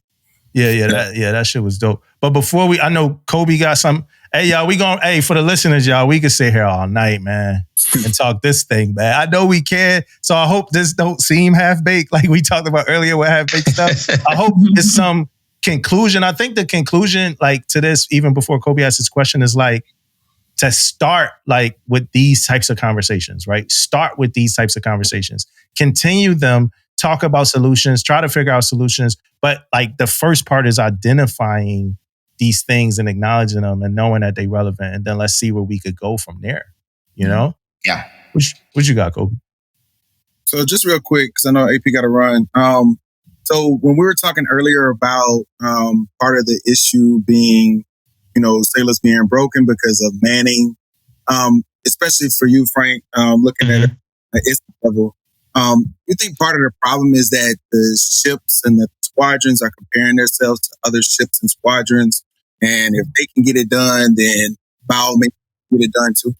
I think let's let Aaron go first because he got a dip. Oh, okay. You got it, bro. Run that question again one time, Kobe. So do you think that the ships and the squadrons and the commands are looking across the waterfront or looking across the flight line and saying, hey, if this command can do it, why can't you do it? I say pre-COVID, yes. I say now, no. Okay. Because I think the manning constraints were there before COVID. Yeah. And then I think after COVID, it got worse. Right. And I think they know that we don't have the people to do these things. Everyone's hemorrhaging for people. Right. So I think before, yes, they're trying to chase the bad lead and all this other stuff. Right. Now, nah, because the inventory people aren't there and recruitment and retention is all the time low. So I say, nah, I think it's just, that's what I think. Right. Yeah. So for me, I would tell you that it goes back to that, doing more with less. When we went that route, we normalized the current state of the Navy. We normalized working with low manpower. We normalized taking ships out who were needing an Navelle or a Woo. They need to go some type of maintenance phase. We pushed all that. It became normal. So when it became normal, it's pretty much leadership was like, I told you we can do it. And that was the attitude. I told you we can do it. So when that happened, we normalized it. I can't talk pre or post COVID. I just know that we still have issues, especially with manning across the board. But at the end of the day, it's like anything else. I compare this stuff to like an NFL team, right? It takes 10 years to build the NFL team. Like if you start from scratch, it takes 10 years to be a consistent team that gets it. And I've learned in the Navy that it takes 10 years. When we make a decision in the Navy, it takes 10 years to fill whatever that decision is, right? It took 10 years. You cut ERB out and you cut a lot of top sailors out. We're feeling that pain now when you split down manning. You start taking people out and now we got to rebuild it. So in the next 10 years, hopefully we get back on top. We get to where we got to go. But it's going to take 10 years to see a turn on manning and our maintenance availability and how we maintain our ships, because that's our two biggest issues. My answer to your question is yes, I think so. I think, everybody is I think it is this comparative thing. I also think that like commands are built different. Like, so a shore duty command is not a ship, and vice versa. A DDG is not a carrier. This is not this.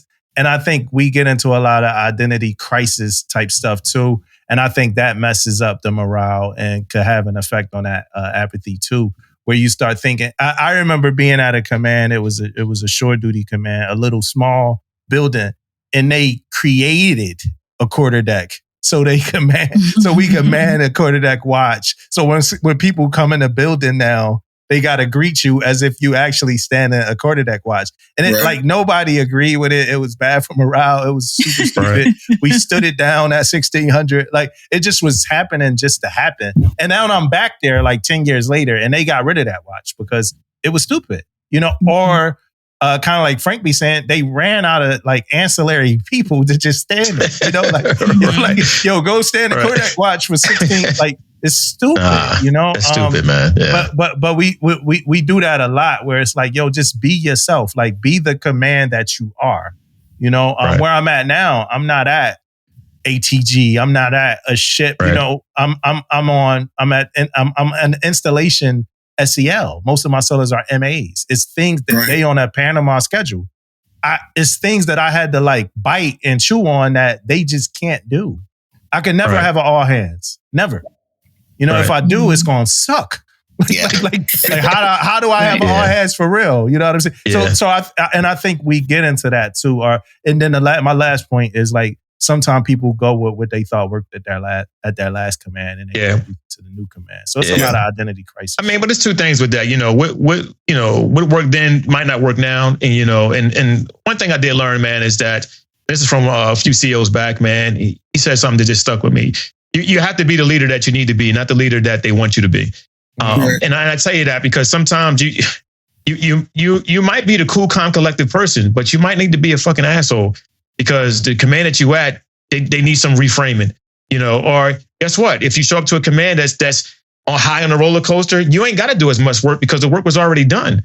And so it all depends, Navy's about timing too. It depends on when you get to the command, it depends on what life cycle the command is at when you get there of who you need to be. But that's something that, to capture, man, as a mentor and leader, just the leader that you need to be versus who you want to be.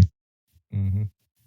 Yeah, I agree though. It's a competitive thing. Everybody getting ranked. So I do think we look at other commands and try to, be better than them. But it always gonna fall back with the manning though. Like right now we're at all time. It's all time. We putting out waivers for everything now, man. Like manning everything. Just put a waiver in there and give them away. So it's crazy right now. And I'm like, to be honest with you, it got to a level now, man, that it's scary. Right? It's like you talking about burnout, man. The burnout thing is real right now, man. It's real, man. I love the manning thing, man. So, but I do think so though. Competitive. You know what? Damon, when you said something, you refreshed my memory. The thing, and here's the thing, and this is not a chief thing or anything else. The Lance did this. The Lance will go around to the pier and take pictures of ships. Take pictures of ships and then post it at the instant level blog, so you can see what ship is more rusty than the other one. Who's not doing topside preservation? But what I'm saying is that leadership itself has built this. You know what I mean? That's like messed up. Like you're making ships competitive next to the other ship, and you put it on the blog, and then the Desron got to get involved. But now you got Desrons against Desrons as far as internally competing against each other. So the mindset itself isn't necessarily coming from the sailor; it's actually coming from upper leadership. Yeah. My opinion, I don't have very much ship experience. But it matters. I got about 2 days. No, I got more than that. But just from my perspective, I would say that probably does have something to do with it. But I just mostly see where it's just like star chasing action, where it's just like, well, what happens if I say no? Or what happens if I push back? Or I don't want them to, if I can't do it, then they have another ship do it. Now that person makes, get they star and I don't, and so many people operate off of, not wanting to mess up their promotion to where it stops them from doing the right thing. I see CEOs all the time who don't want to take action on issues because they're afraid that they're going to get, a complaint against them because that can hurt their chances of promotion. If you know that you're doing the right thing, like who cares about a complaint? That's how I feel. Like, but I'm also not a CMC XOCO either. But if you know that you're doing the right thing and you're going in accordance with the rules and regulations, then you really don't have nothing to worry about. But they cower at the idea of, oh, let me not do this because I don't want to rock the boat too much. Well, that's why you get the extra pay, on your LES. It's for you to make those hard decisions. It's for you to take care of those sailors that's on the ship. And if you're not going to have their best interests at heart and you're going to at heart and you're going to put like your potential promotion over the health and the well-being of the ship and then the people on the ship, then why are you even there? But that's my perspective from a person who has 5 days on a ship. You went from 2 to 5. Okay, that's good. Yeah, word. Hey, Kobe, man, thanks for coming and hanging with us again, man. I appreciate it. For sure, baby. All the time. Kobe, appreciate you, man. Appreciate meeting you as well. Sure. Yeah, man, Frank. Same to you, brother. Yeah, Kobe. This was another fourth quarter. Last quarter. Me and Kobe talked last night, Frank, me and Frank talked yesterday too. I was just trying to get as many people in on this conversation as I could. I appreciate Aaron joining it too. And then Damon just surprised us, by popping up at the presidential suite. He said sometimes you gotta pop out and show them. Yeah, appreciate you. Yeah. Popping up at the presidential suite and, and hollering at us, man. Me and Tisha been holding it down. Oh, yeah, he better go get his facial now. Yeah. Yeah, he ready. David he got his feet ready. He about to get the patty. He got his feet ready. Just wind up in that rack. You probably got your feet in the bucket of fish right now, man. It's out there though. It's out there. I know, huh? Hey, too funny, man. Yeah, wow. For the listeners, if you stayed the whole episode and you I appreciate your patience. I know this might be a hard pill to swallow, this one right here. But I hope you kind of stayed through it all, kicked it with us. And again, it's just an exploration of thought. Like, we just thinking about shit. We ain't providing too many answers. We here to just think about things and try to work our way to try to figure out, whatever the answers are. So as always, we got a bunch of junior sellers that listen to us. Again, congrats. We got senior sellers that listen to us. Congrats. We got officers. All y'all, appreciate y'all. Thanks y'all. And thanks for the patience. Y'all know the email. Y'all know what the email is. So just hit us up, man. I know some of y'all. Damo, hey, I want to cut you out, but I'm gonna put a plug in for myself, man. If y'all get a chance, I appreciate it. If y'all get a chance, man, please check out my podcast. It's called Grit Beyond Measure, where I talk about adversity and resilience. And I think it's a good look. And if there's anything that you want from me, check it out. Shoot me an email, and hey, I'll bring anybody on as long as you're talking about adversity and resilience, because we need to rebuild. I like it. Nice.